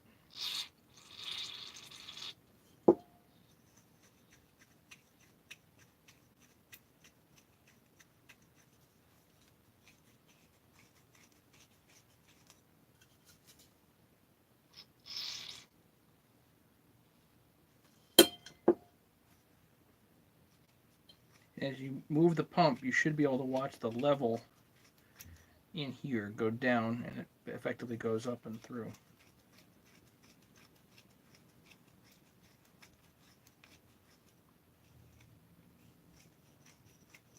There. You have a really crappy oiler, that will work just fine. A lot of work, but hey.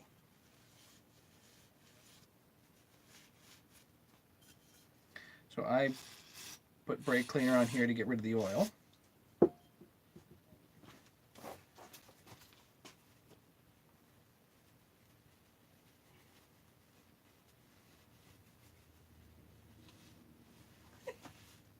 I started it yesterday.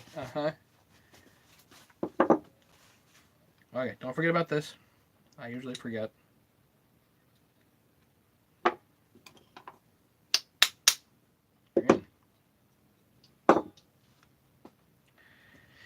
Okay, there's a tiny little rubber grommet that goes on here called an X-ring. They want way too much money for it. Let everybody know that right now. So, you can make one.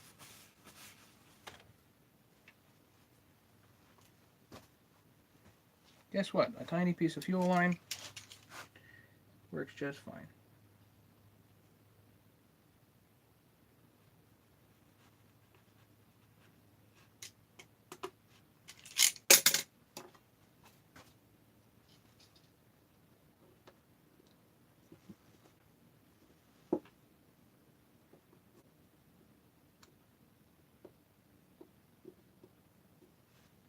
That'll be fine. I won't actually even need any sealer on that.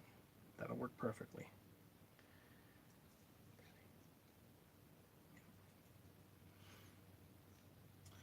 But what I do put sealer on are these. Again, brake cleaner around the edge here. And for whatever reason, I like 1184 here. I forget who was it that asked me, are these difficult to remove? And the answer is no. If you put the 1184 on here, it's really not that big of a deal to remove these, but I think they do seal up better.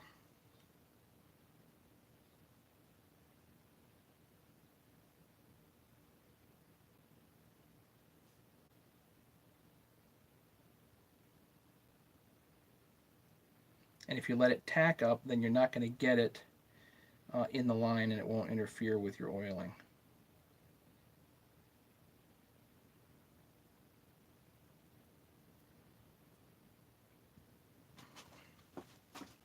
Q-tip.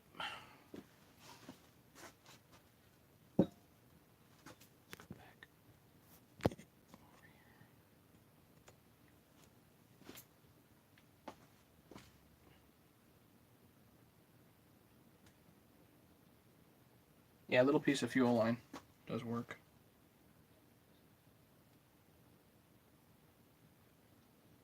So I actually put a little bit of sealer around the opening here.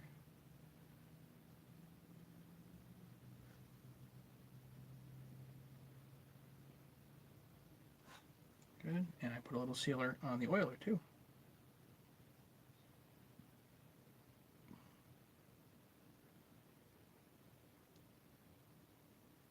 There we go.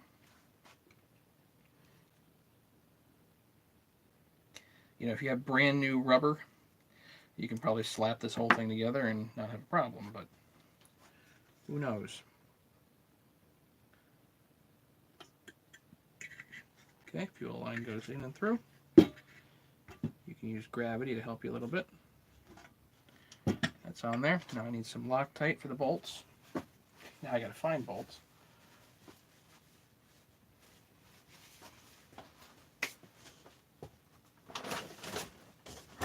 Back on our oil bolt adventure. Here we go.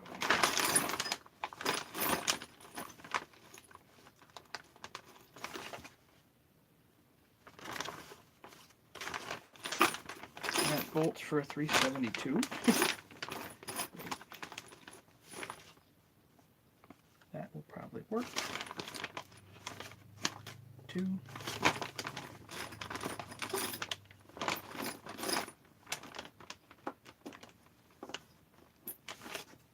3.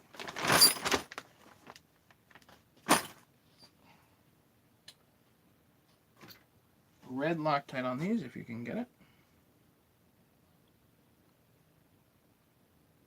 I think these are through holes to the crankcase, so you do want to make sure these are fairly sealed. And that should do it.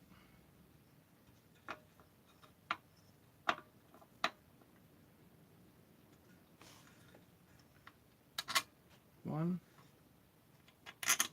2, 3. And these are 3mm.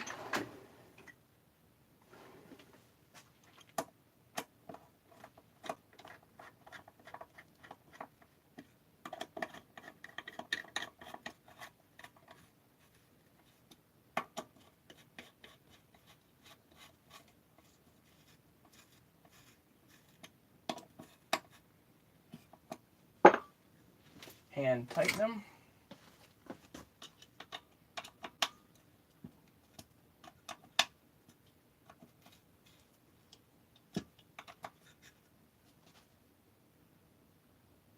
One, 2, 3. That's it. Oiler's in. There is a washer that goes under the worm. We do not want to forget.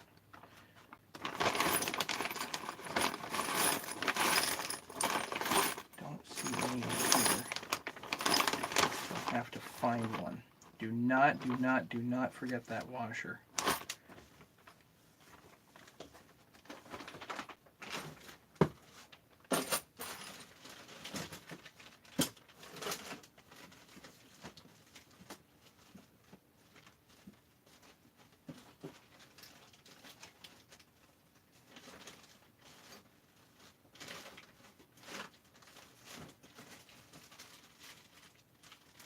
Ah.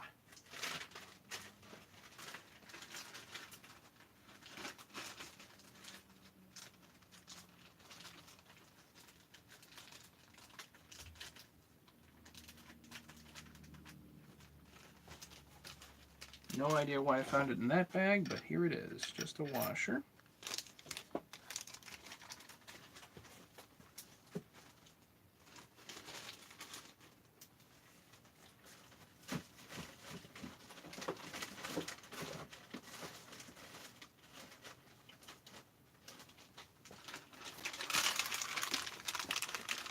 and your worm. This is an aftermarket one, so should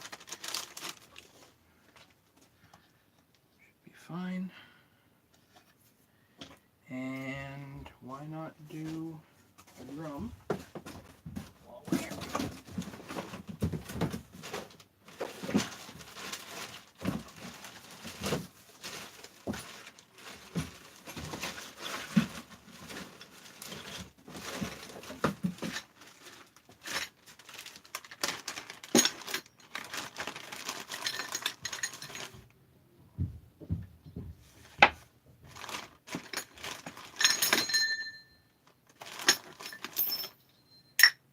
Need some beat up old drum here. Let's see. Yeah, it's fine. Looks like it's been overheated too many times. Perfect. Oh, I do have another one of those washers. That's good.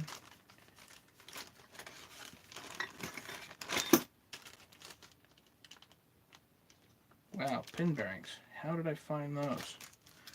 Okay, I guess we'll use one of those.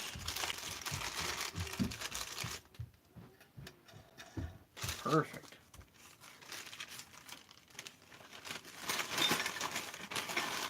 Clutch. I think we're missing a spring. Oh, that's been overheated. That's perfect.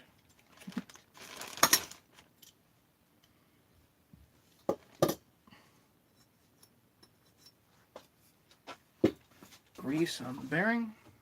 Not too much, whatever.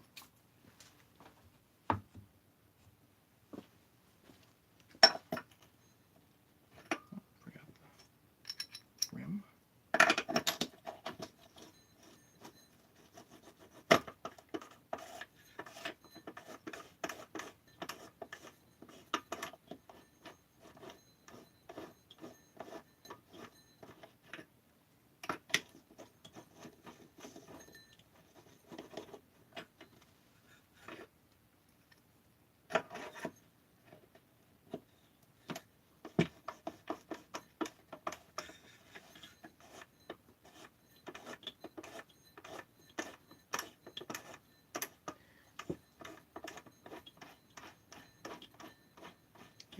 I think this pinion is too tight.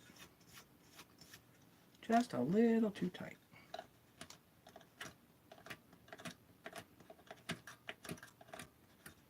Just not.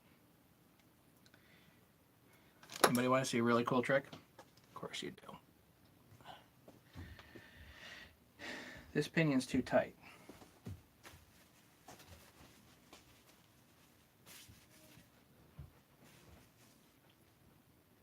I pulled the oil pump threads on a 372-minute attachment, low pressure.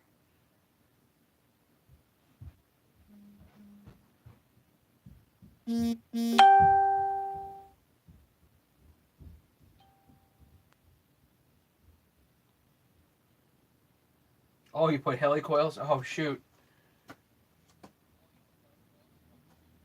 Nice job, Craig. Okay.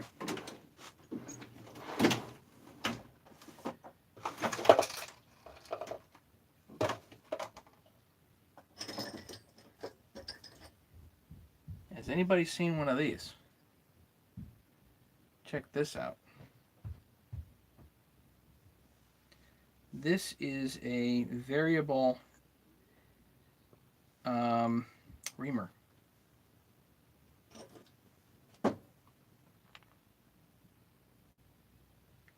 I bet this one's already set up for it. But I can take this and run it in here, cut the plastic just a little oversize.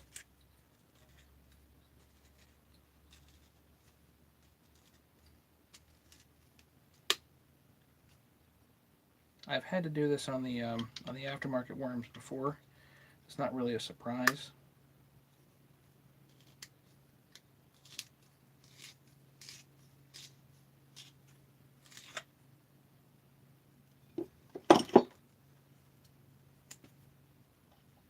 Pretty sure that was already set like that from the last time I used it.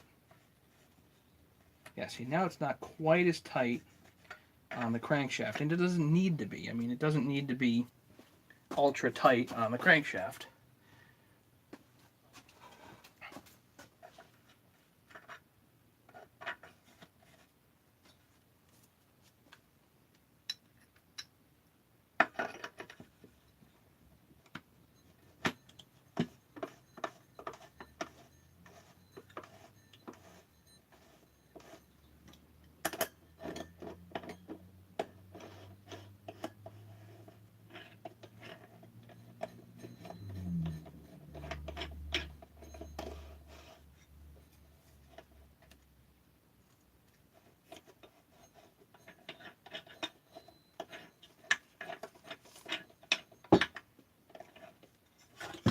Okay. Now what we do is hit it. 8 people still watching. You guys multitasking? Like Craig?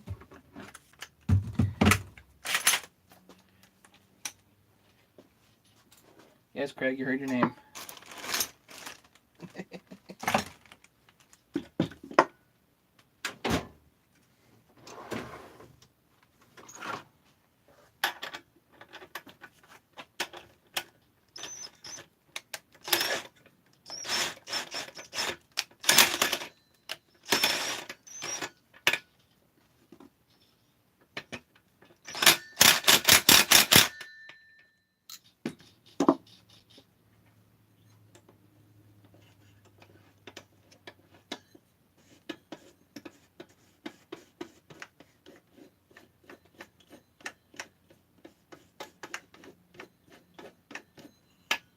That should do that.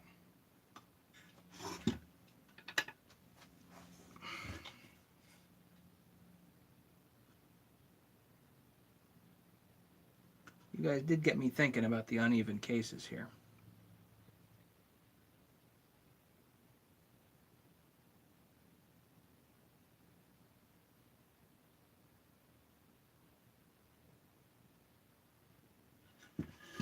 We want to take a vote. Let's take a vote. Should I put this on the Bridgeport?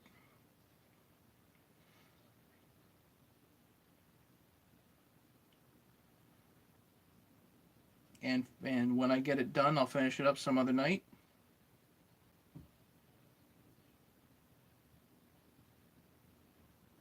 What do you think?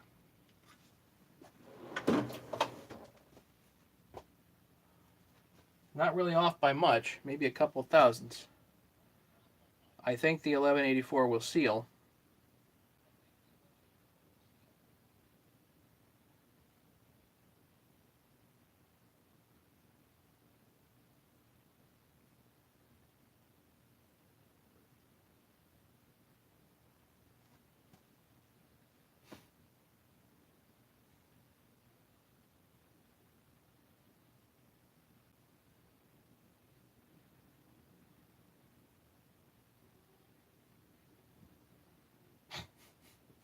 Tim says go for it.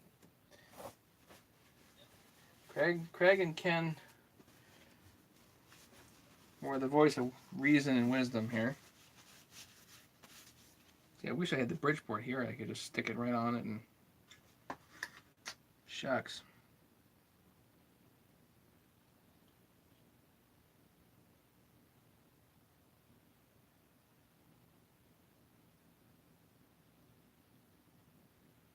Seems to me like I should do it right, shouldn't I?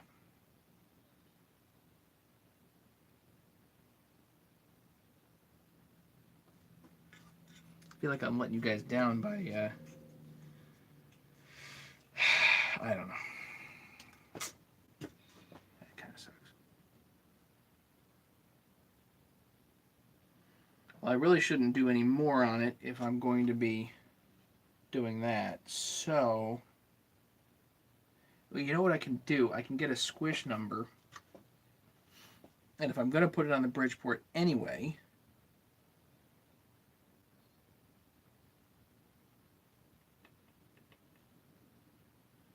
might as well optimize things a little bit.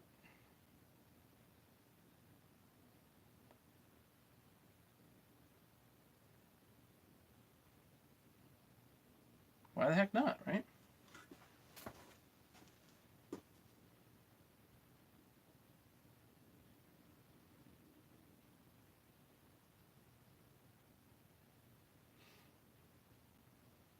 No, actually, I probably, well, yeah, you could toast the cylinder, um, but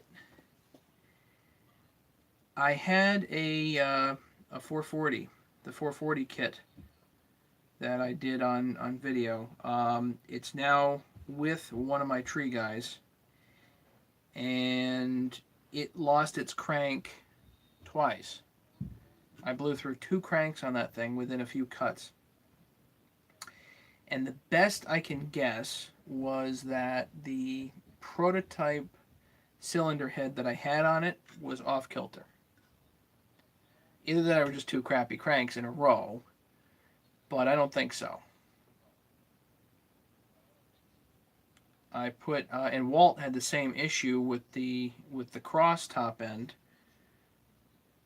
and I don't think he ever measured it either. He just got frustrated because he lost a couple of cranks in one of his 660s.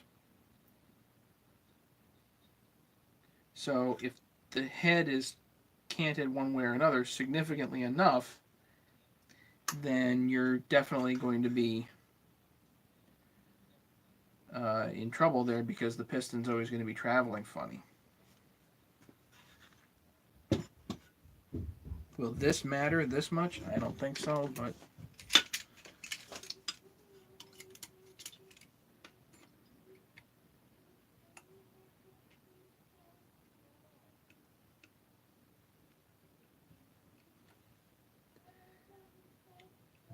it's enough to rock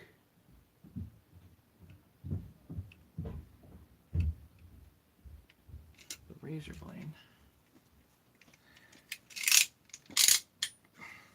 I think I'm going to put it on the Bridgeport. I think I'll listen to the voice of reason and we'll just stick this on the Bridgeport. I was kind of hoping just to slap it together, but this is what I get for not using the same case halves, I guess. I'll probably have to do that to the other set, unfortunately. I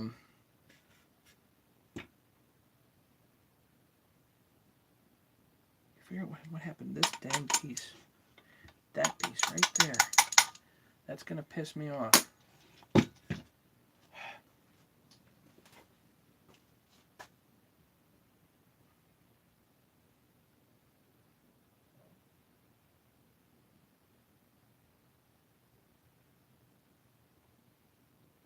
Yeah, you know, I could do a shim. It would be tiny.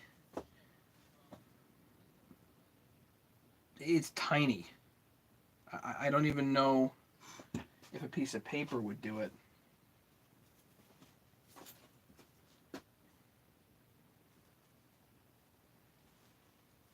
To think of something that would, well, here. Let's see if Coke can would do it.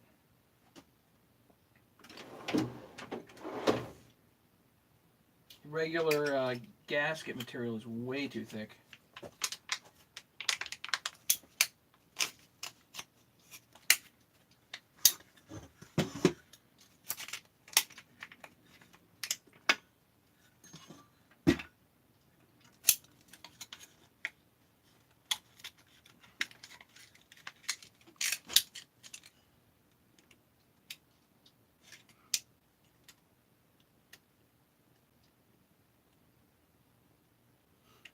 So literally it's 4/1000 off. At least on the back side here.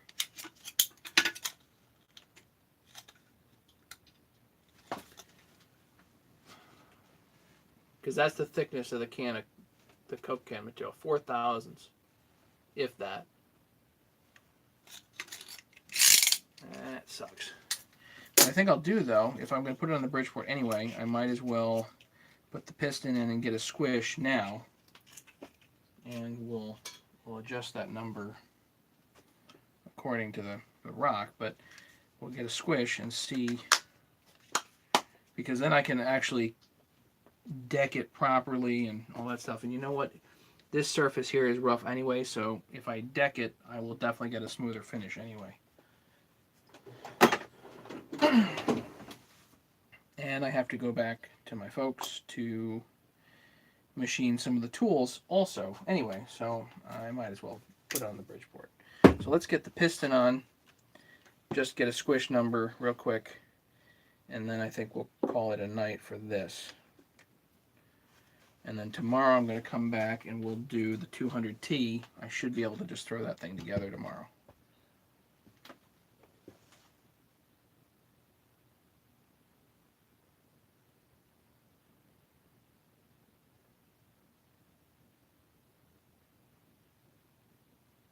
Yeah, for those without a Bridgeport, I guess you could use a piece of Coke can. Because this is level and that's level, they're just canted. So if you could get a piece of Coke can to lie flat enough and fit exactly enough, you could do it. That would be quite a bit of work, though. Certainly the ideal way is to stick this on the Bridgeport.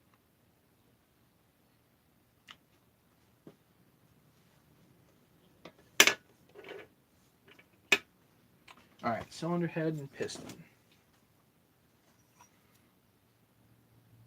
See, I can work on this. This head is not in great shape. It's got dings and divots inside there.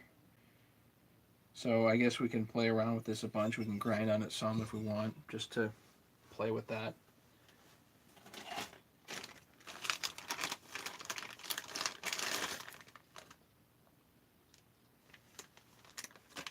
Here's a piston. We need a bearing. Let's see.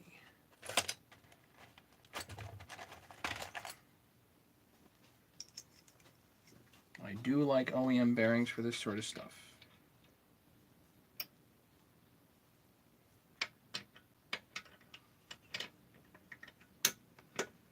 This piston's pretty worn.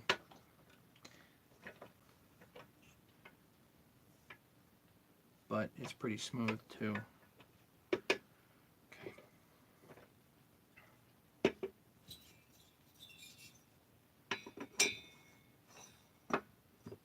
We'll get a squish.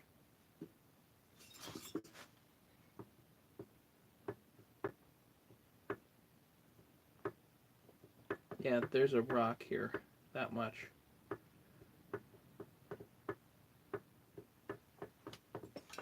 So, how about some bolts?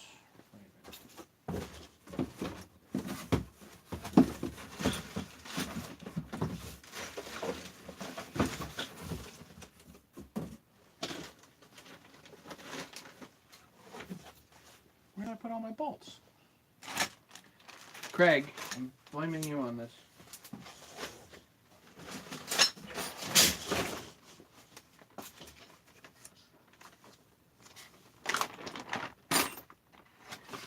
Can't really snug these down too much because you might crack an ear.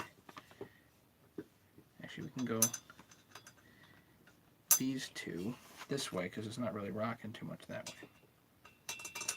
Remember, if the cylinder head is off this way, it's bad. Front to back doesn't matter.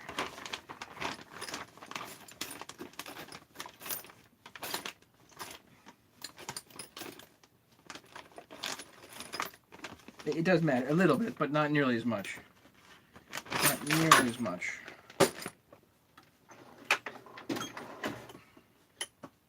Good trick on bolts. A little bit of grease on the end of your wrench here, at the end of the Allen. These are 1/4-20s.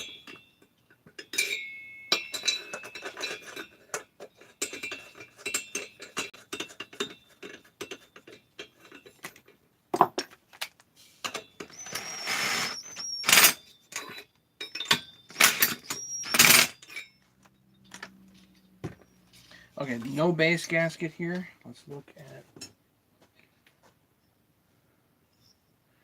Here's a crappy flywheel. I'm going to have to take off one of the fins here because that broke, so you just snap that off. That way it's even.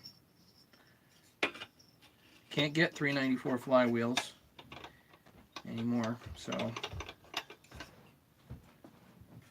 take what you can get on these.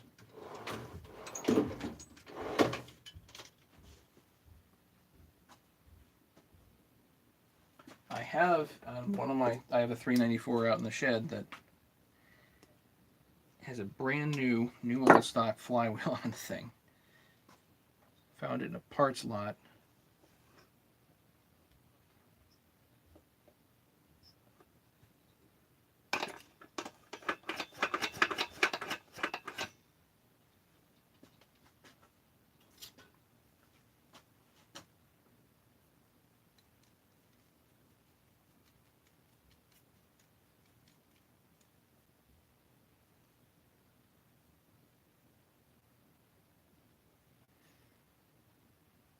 $25.32. So 32 thousandths with no base gasket. So I'm going to leave the base gasket out. Let's assume we leave the base gasket out. So I can take off somewheres around 12 thousandths and still be safe. Because then I can take some sandpaper and machine the squish band a little bit, and it'll be all right. 10 people here. Hey, guys.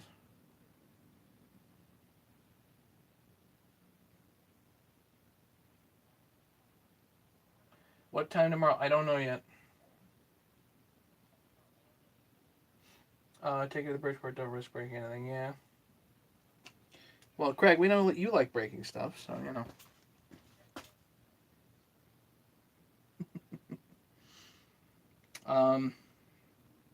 Yeah, I don't know what time tomorrow. I mean, I'm fairly open tomorrow. I can do it pretty much any time tomorrow.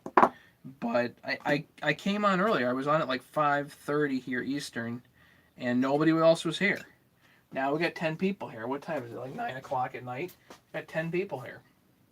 So I guess I'm going to have to work evenings so you guys can see stuff live. Okay, 32 thousandths there. What else do we need to do? Nothing really. I have my number. What I'm going to do, so I remember, right on here, minus 0.012. So now I know how much to take off.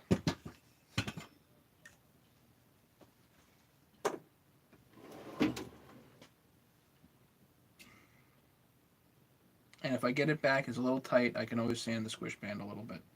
Not a big deal. Then we can do some timing numbers and all that stuff and figure out if we want to do a little bit of port work on it. Questions before we sign off for the evening? Anybody want t-shirts? We got t-shirts. I don't got lots of sizes, but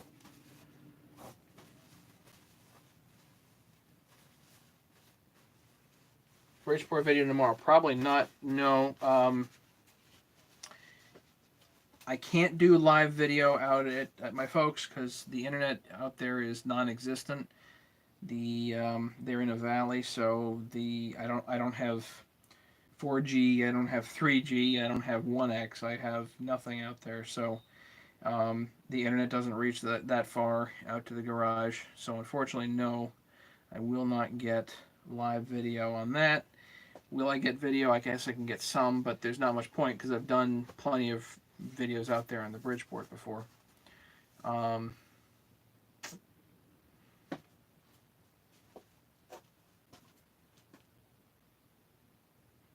Leonard, did you make it for the whole thing here, buddy, or did you come in late?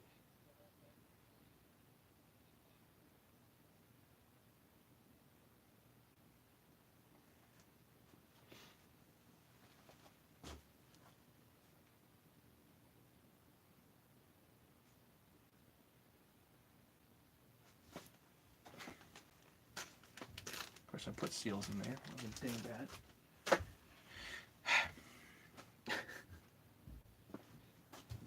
You got half. Okay, well, all right.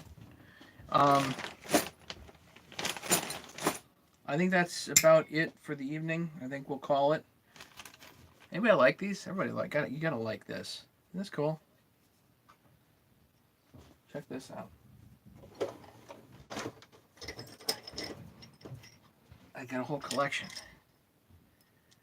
Found these as a lot on eBay. Couldn't believe it. I was using one. My neighbor had it, and I broke it. So I had to buy him one, and I found the lot on eBay and picked it up.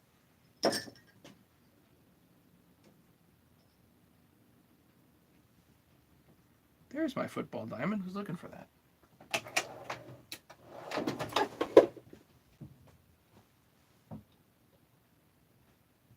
Got a shirt you can show us? Yeah.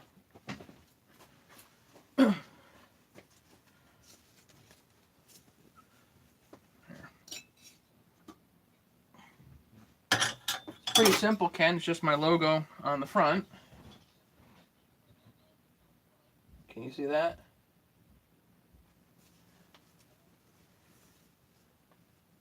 And this on the back.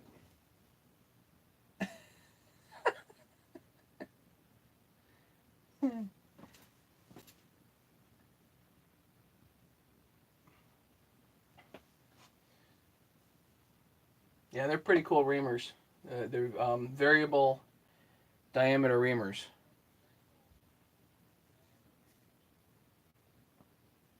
So yeah, so I've got a few T-shirts. I only got 12 of them to start.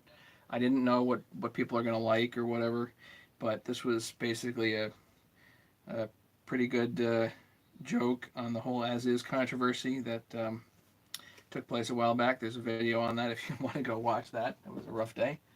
So the T-shirts are $20 plus shipping. I throw them in a priority envelope, and it's $7.25 to the United States.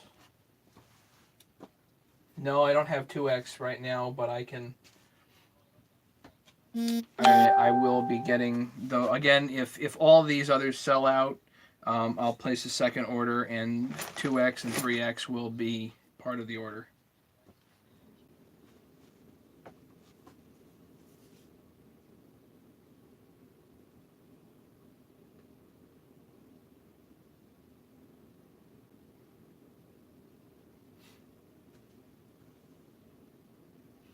Yes, I like my Mountain Dew too, but I think I've had one can this whole year.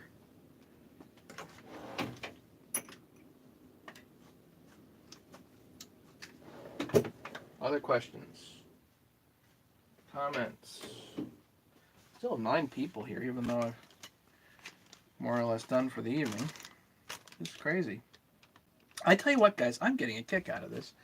I can't believe there are as many people here as there are. That's kind of blowing my mind. I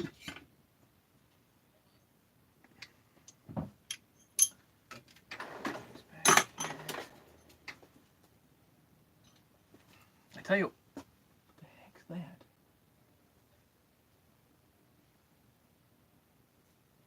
Got a bug flying around here. Whatever. I'll take this apart here. I do like these Long Allens a lot. These are just Harbor Freight.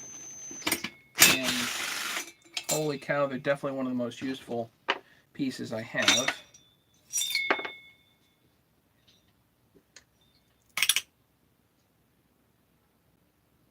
So this is off now. I'm going to pull the piston off. And I got to put some plumber's putty around here so that when I use the Bridgeport, it doesn't, get chips down in there. So let's do that.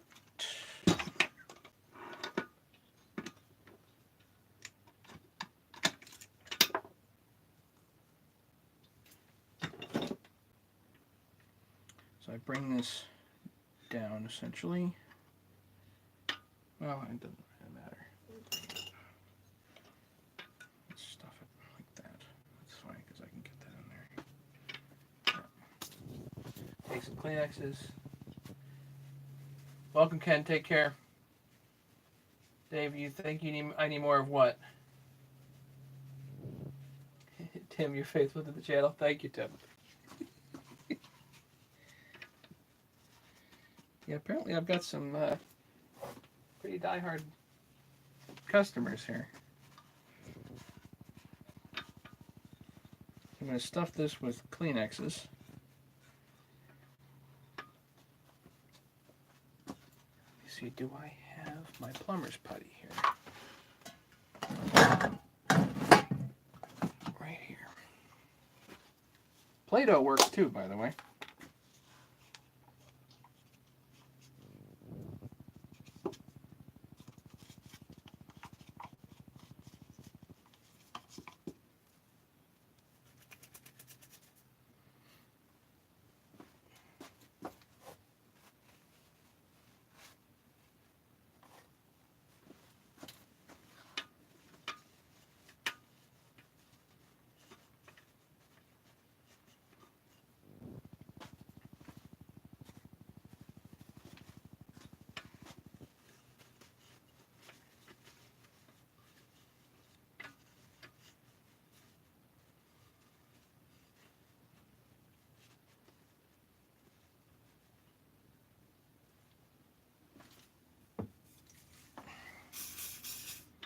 So I hit this with WD-40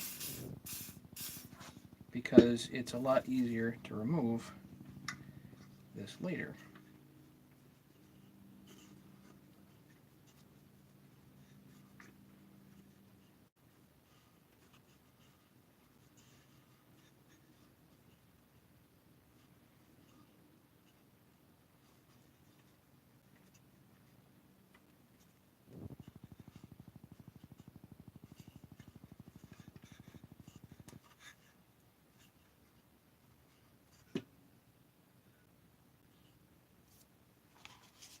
Need a tad more.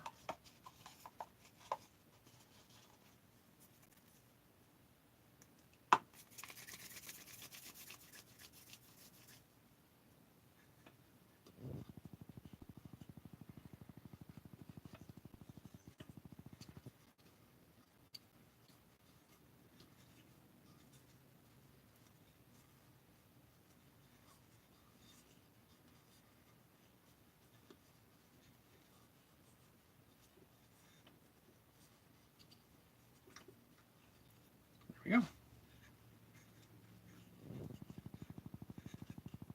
That's that. Now I can come in and indicate everything.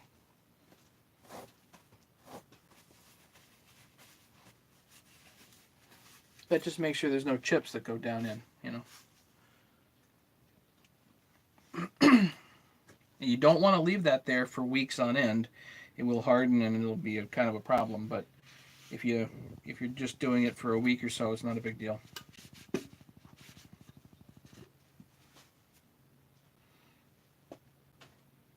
Questions there?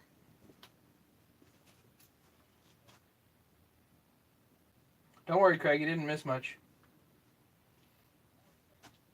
David was swearing a lot, but other than that.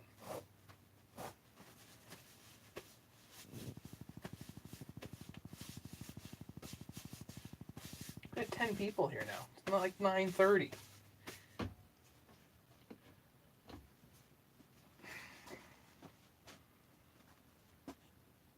Okay, this is basically ready for the Bridgeport.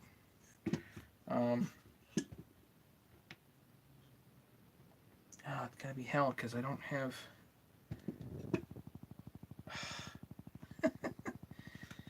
This part of the case broke off. Usually I have that there to grab. Guess not.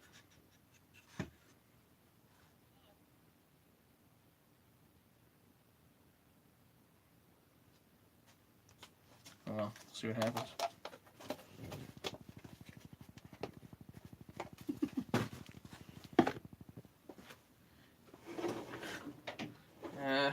Brian, if you're on, your t-shirt is going to be on its way either tomorrow or Thursday whenever I get to the post office. Anybody else want t-shirts?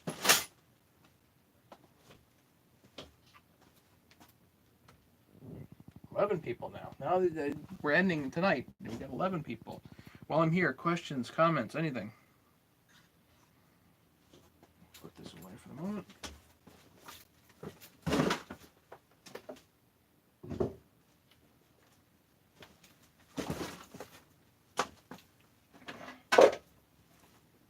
While we're hanging out, you want to do a fuel line?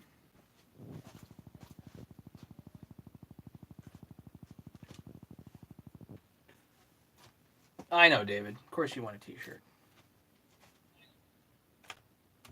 The just pay to my email address is my PayPal, so all you have to do is PayPal me.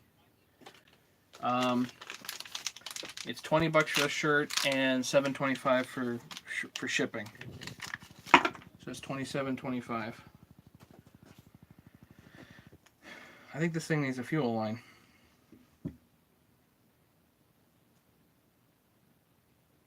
Among other things.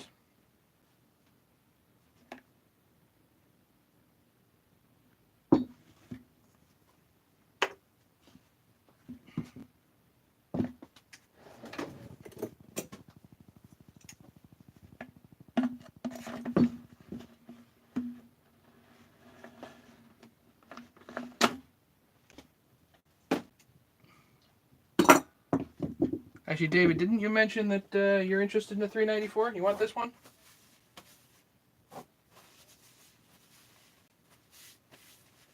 What about a vent? Vent's here. I can test it.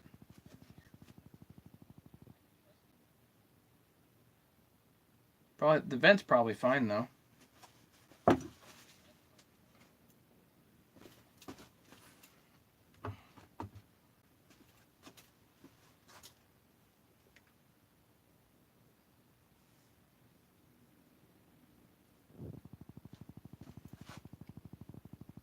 This is actually an OEM fuel line, which I don't normally use OEM line. This happened to be in a parts lot, so I'll use it.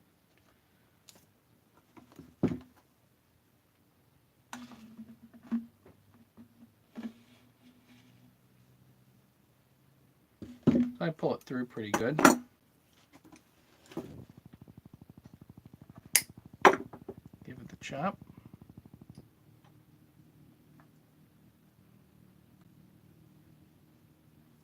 OEM line is a little harder to get on these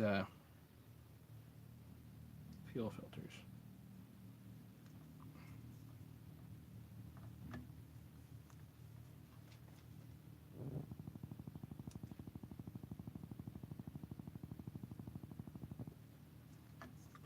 Can't even grab it.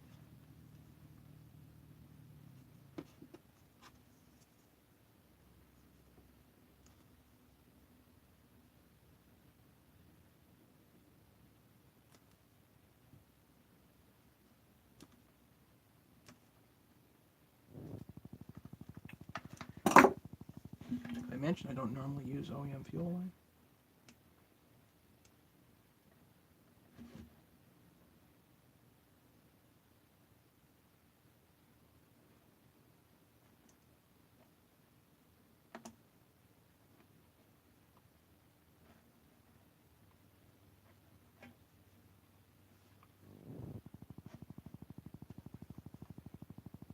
There, once you get over the first nub, you're good.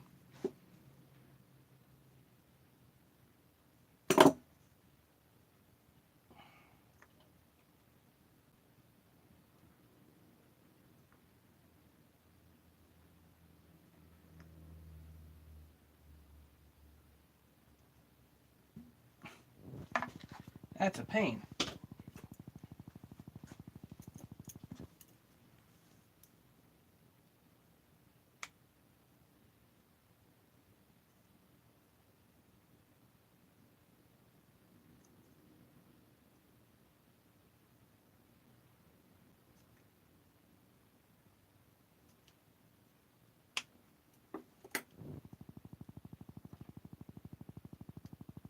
That's never coming off.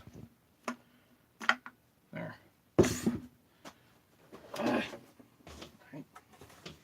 Gas caps. Do I have gas caps?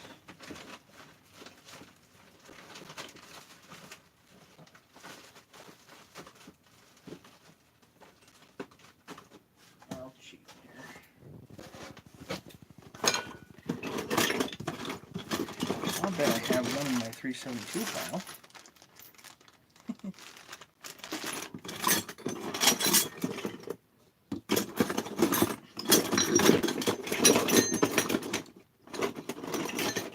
Anybody think I have too many parts? Anybody? Say something? Somebody's gonna say something. Somebody's gotta say something. Oh, perfect. Oh, a little screwed up. That's beautiful.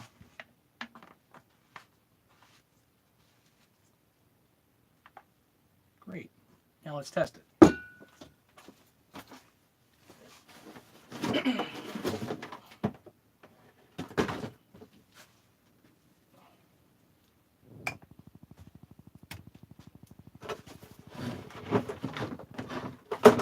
Where's my mini vac? Here we go.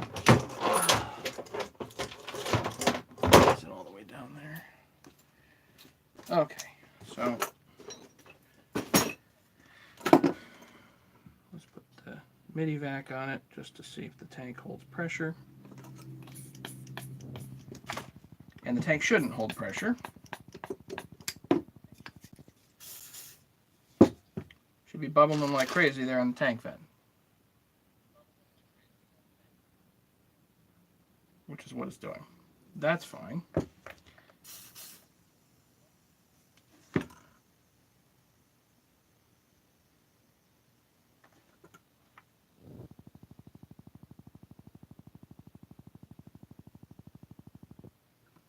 Lovely. We have a hole there.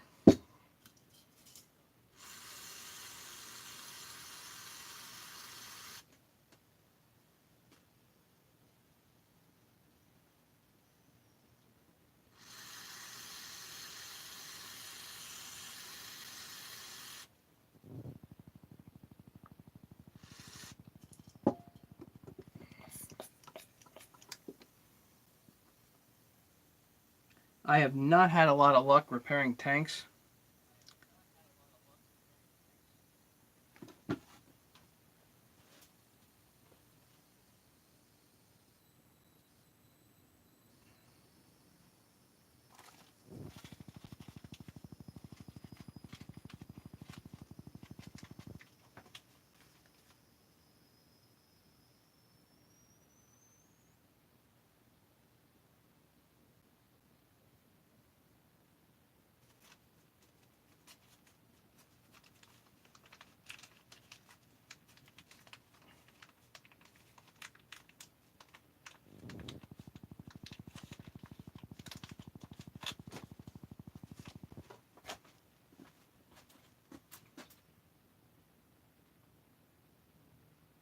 You know what? That's awful rough in there.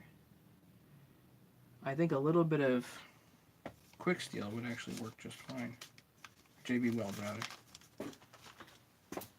Let's try that. Tank that's okay. Yeah, JB Weld time. Well, if this is used as a milling saw, this side's going to be up anyway, so it's not really going to matter.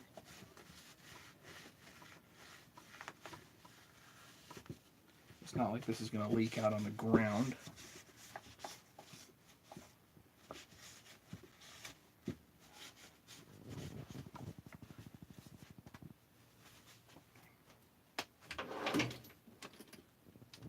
A little bit of JB Quick Weld, but I need a surface to mix it on. Ta-da! Surface.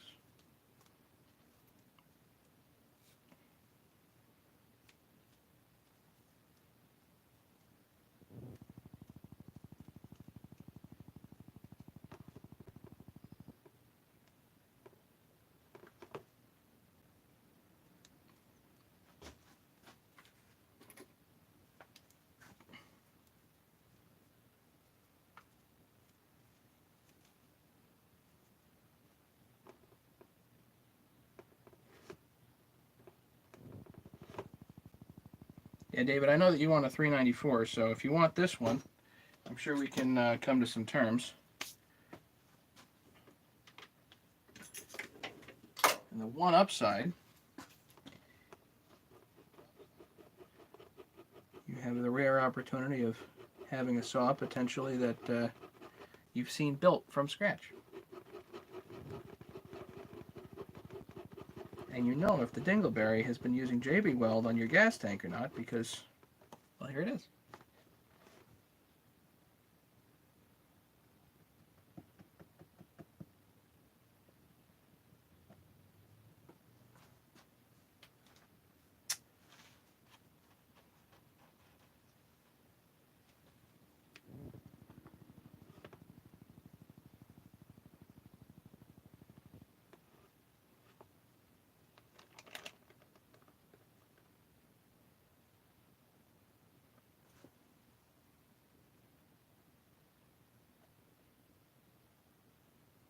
There.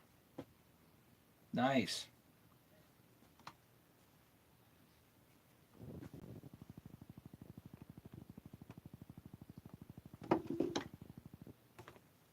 Take the MIDI vac. Oh, you know what? Check this out. I can switch it to vacuum.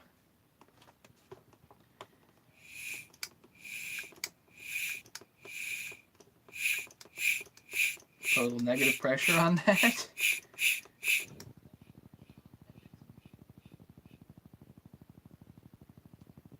That way, if there is a leak, it'll tend to actually pull the JB Weld in. Check that out.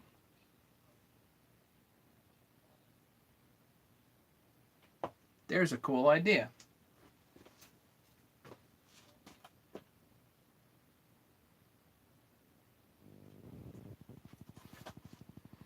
Well, I hate tossing a whole tank if it's just, you know, a minor issue. Now, if this is a major leak, then you just give it the heave and get a new tank. But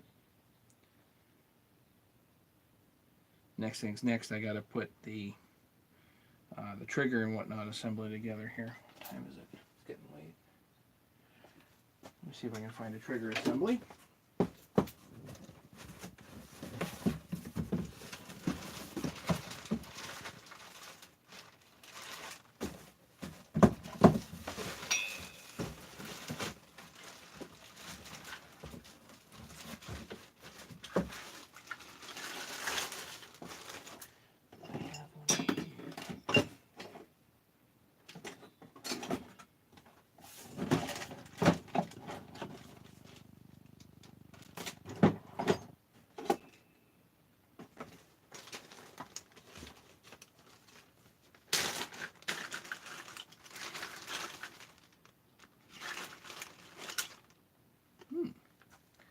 These are not exactly easy to find either.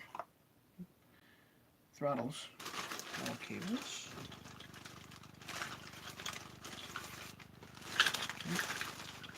Trigger.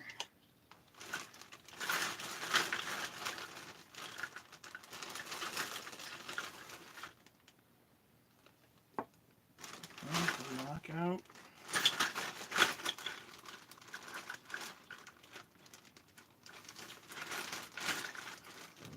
Now I just need to find a spring for that lockout, which I am pretty sure I have somewhere. I need a spring and I need the pins.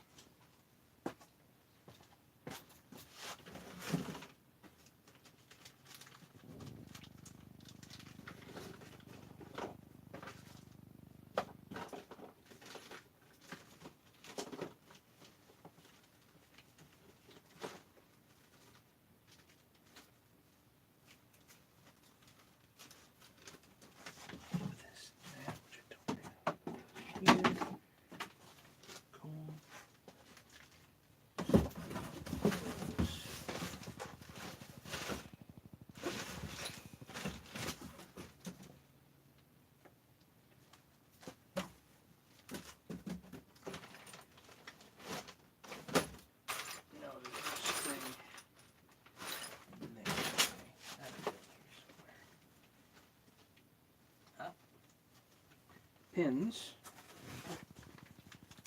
It's an aftermarket pin, but again, when you need them, you need them. And I think, believe it or not, I think the whole trigger assembly is the same as the 372. The only thing that's different is the throttle cable itself. And every time you go online to try to get a 394 cable, they show you a 395 cable. And it is different. They indeed are different.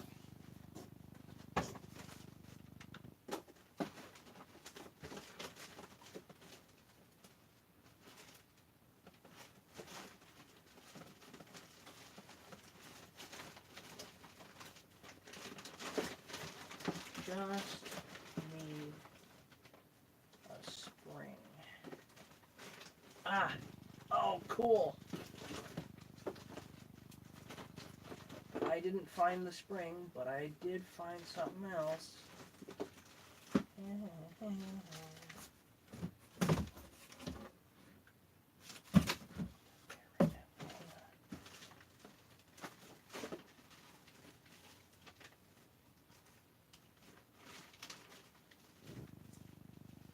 I found that too. Good. There's a pin.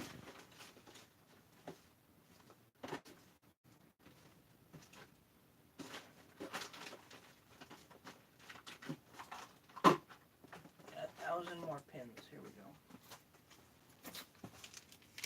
I found my little plastic piece. Right here. Nobody knows how expensive this is. So it's just this little plastic piece that I was missing on the crankcase. Hang on. If anybody's wondering, like, does every build go like this? The answer is yeah, pretty much.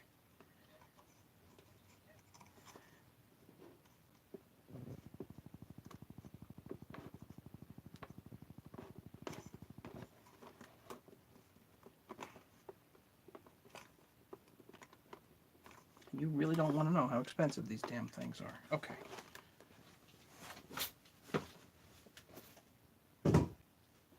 Pretty sure that part not available aftermarket.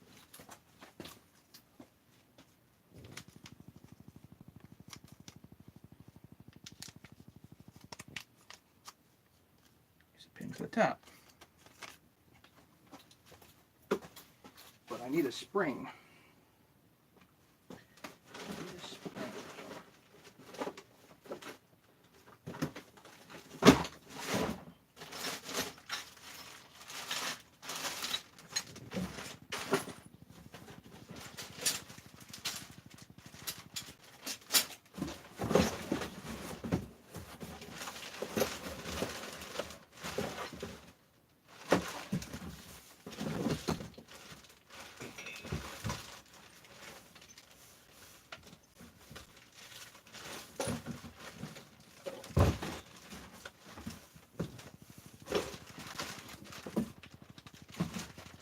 Believe it or not, I actually tried to consolidate all my 394 parts recently.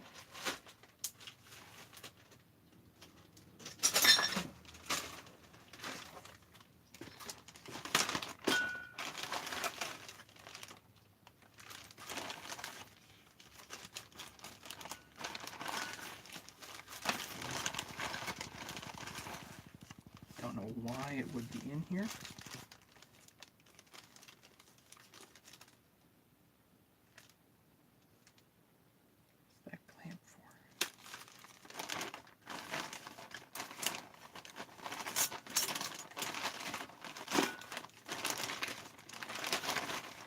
I do not have a throttle spring.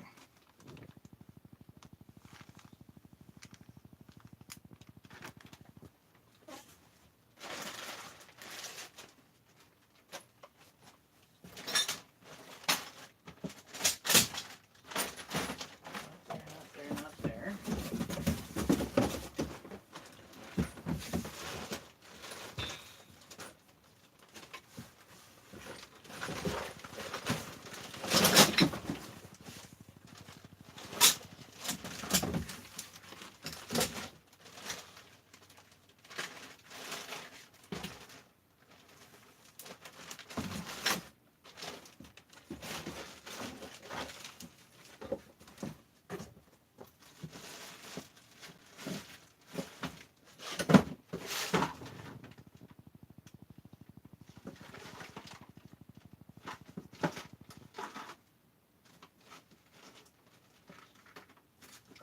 remember buying a bunch of them.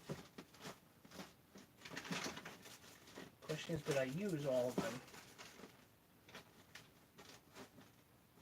This sucks.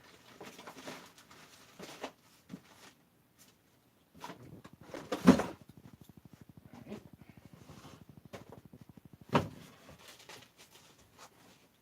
Again, shall we cheat?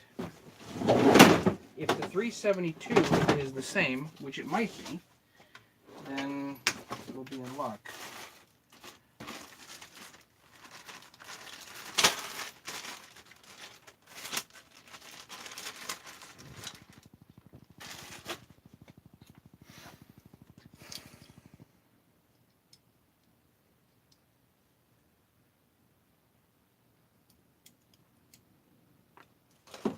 So maybe. Might be in luck.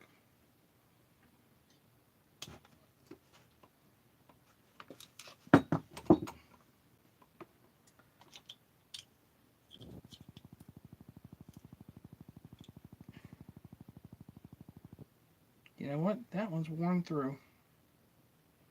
Unfortunately, have to toss that one. David, you're getting a new one.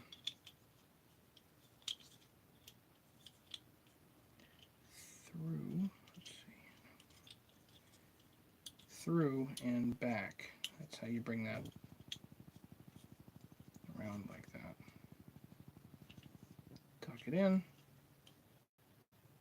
And you have a new throttle line.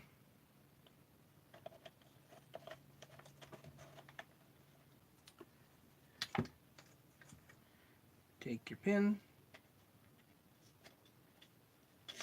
Oop. Missed.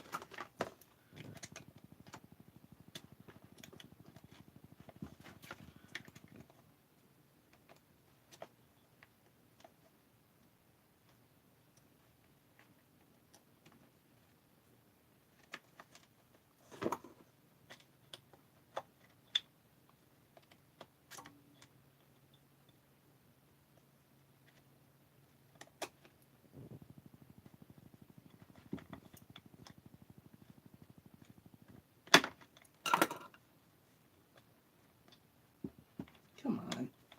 Fit.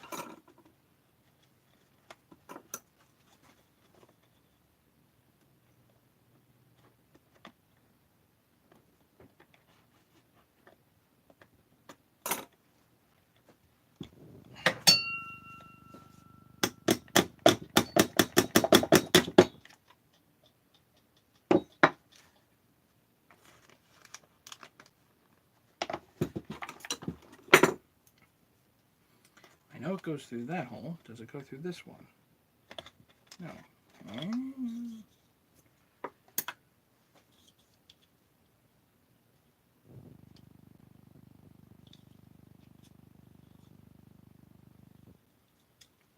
Ah, it's gonna bang in from the other way. Okay. Never seen one like that, but alright, we'll do it from this direction.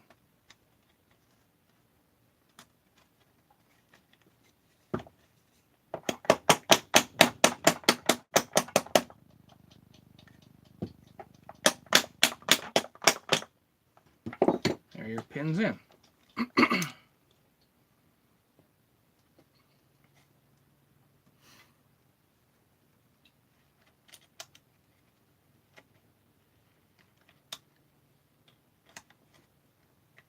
Spring goes in.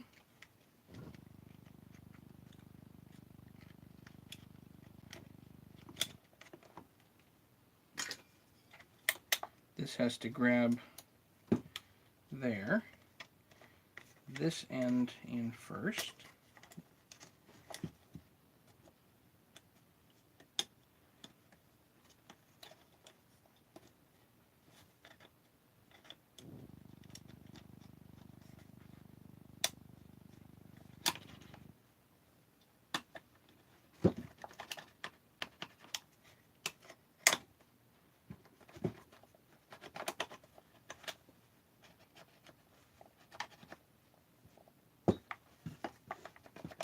Doesn't feel quite right.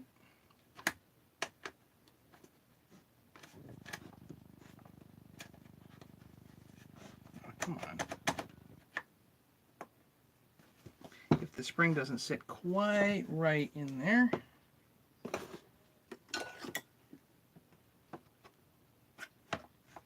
Oh, I can take out the side covers here.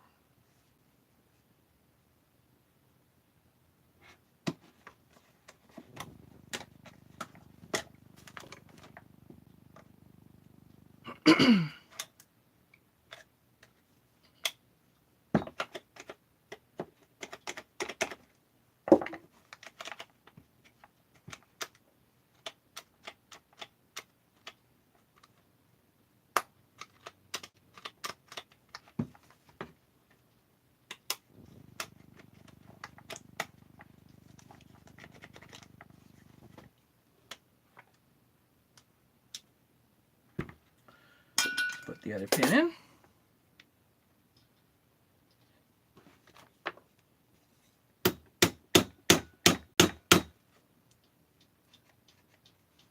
If you're not sure exactly where it goes, you get a screwdriver to essentially chase it, or have it chase the screwdriver.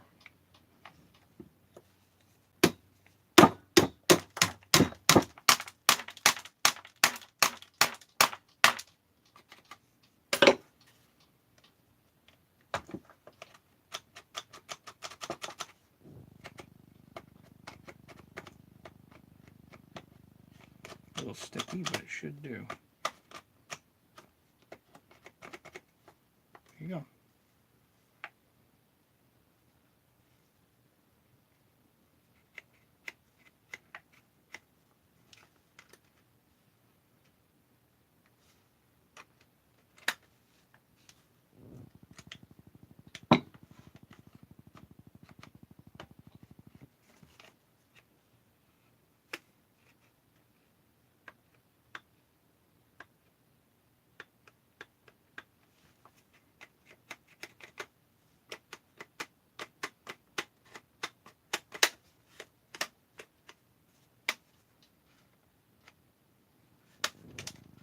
I always wondered where this sticks, because sometimes these do stick.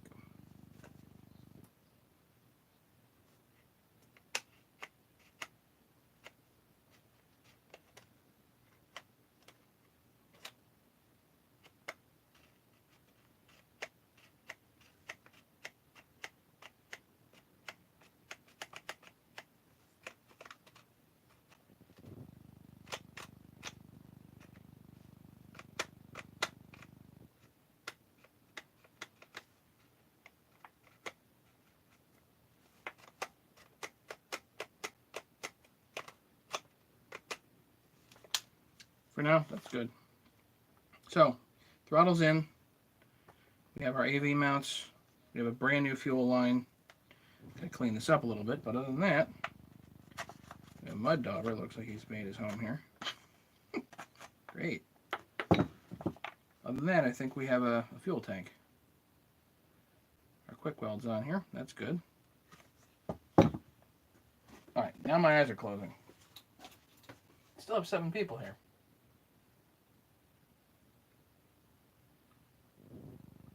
395 throttle is different.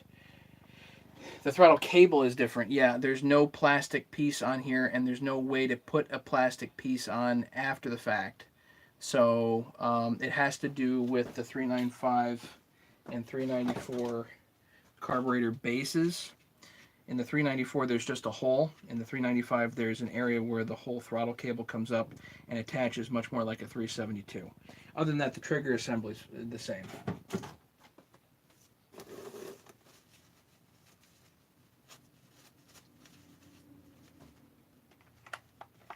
Because remember, the 395 has a carburetor boot.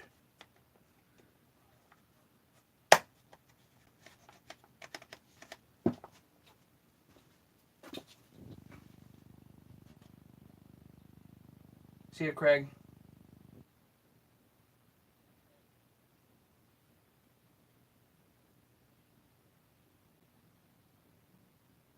The bodybuilding show? I don't know what you're talking about, Leonard.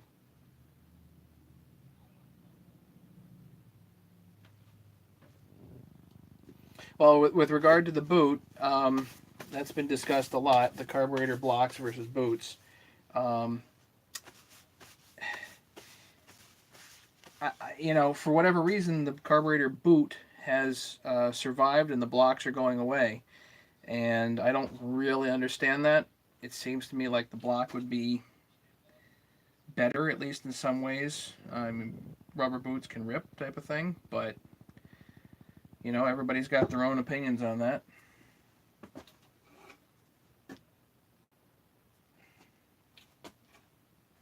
Okay, my eyes are closing, guys. I think we'll call it a night. I'll get the thing on the Bridgeport, get back to everybody. Let's try for tomorrow to do the 200. I don't know when tomorrow. I'm sorry about that. I don't have a specific time. It's probably going to be tomorrow evening, like now. That would be my best guess, unless I get really ambitious. Questions, comments, anything before I go to bed?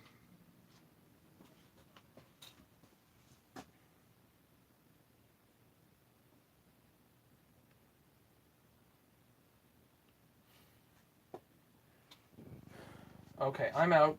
Thanks, guys. Thanks so much for watching.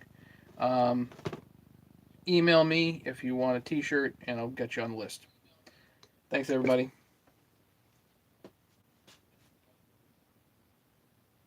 Take care. Bye.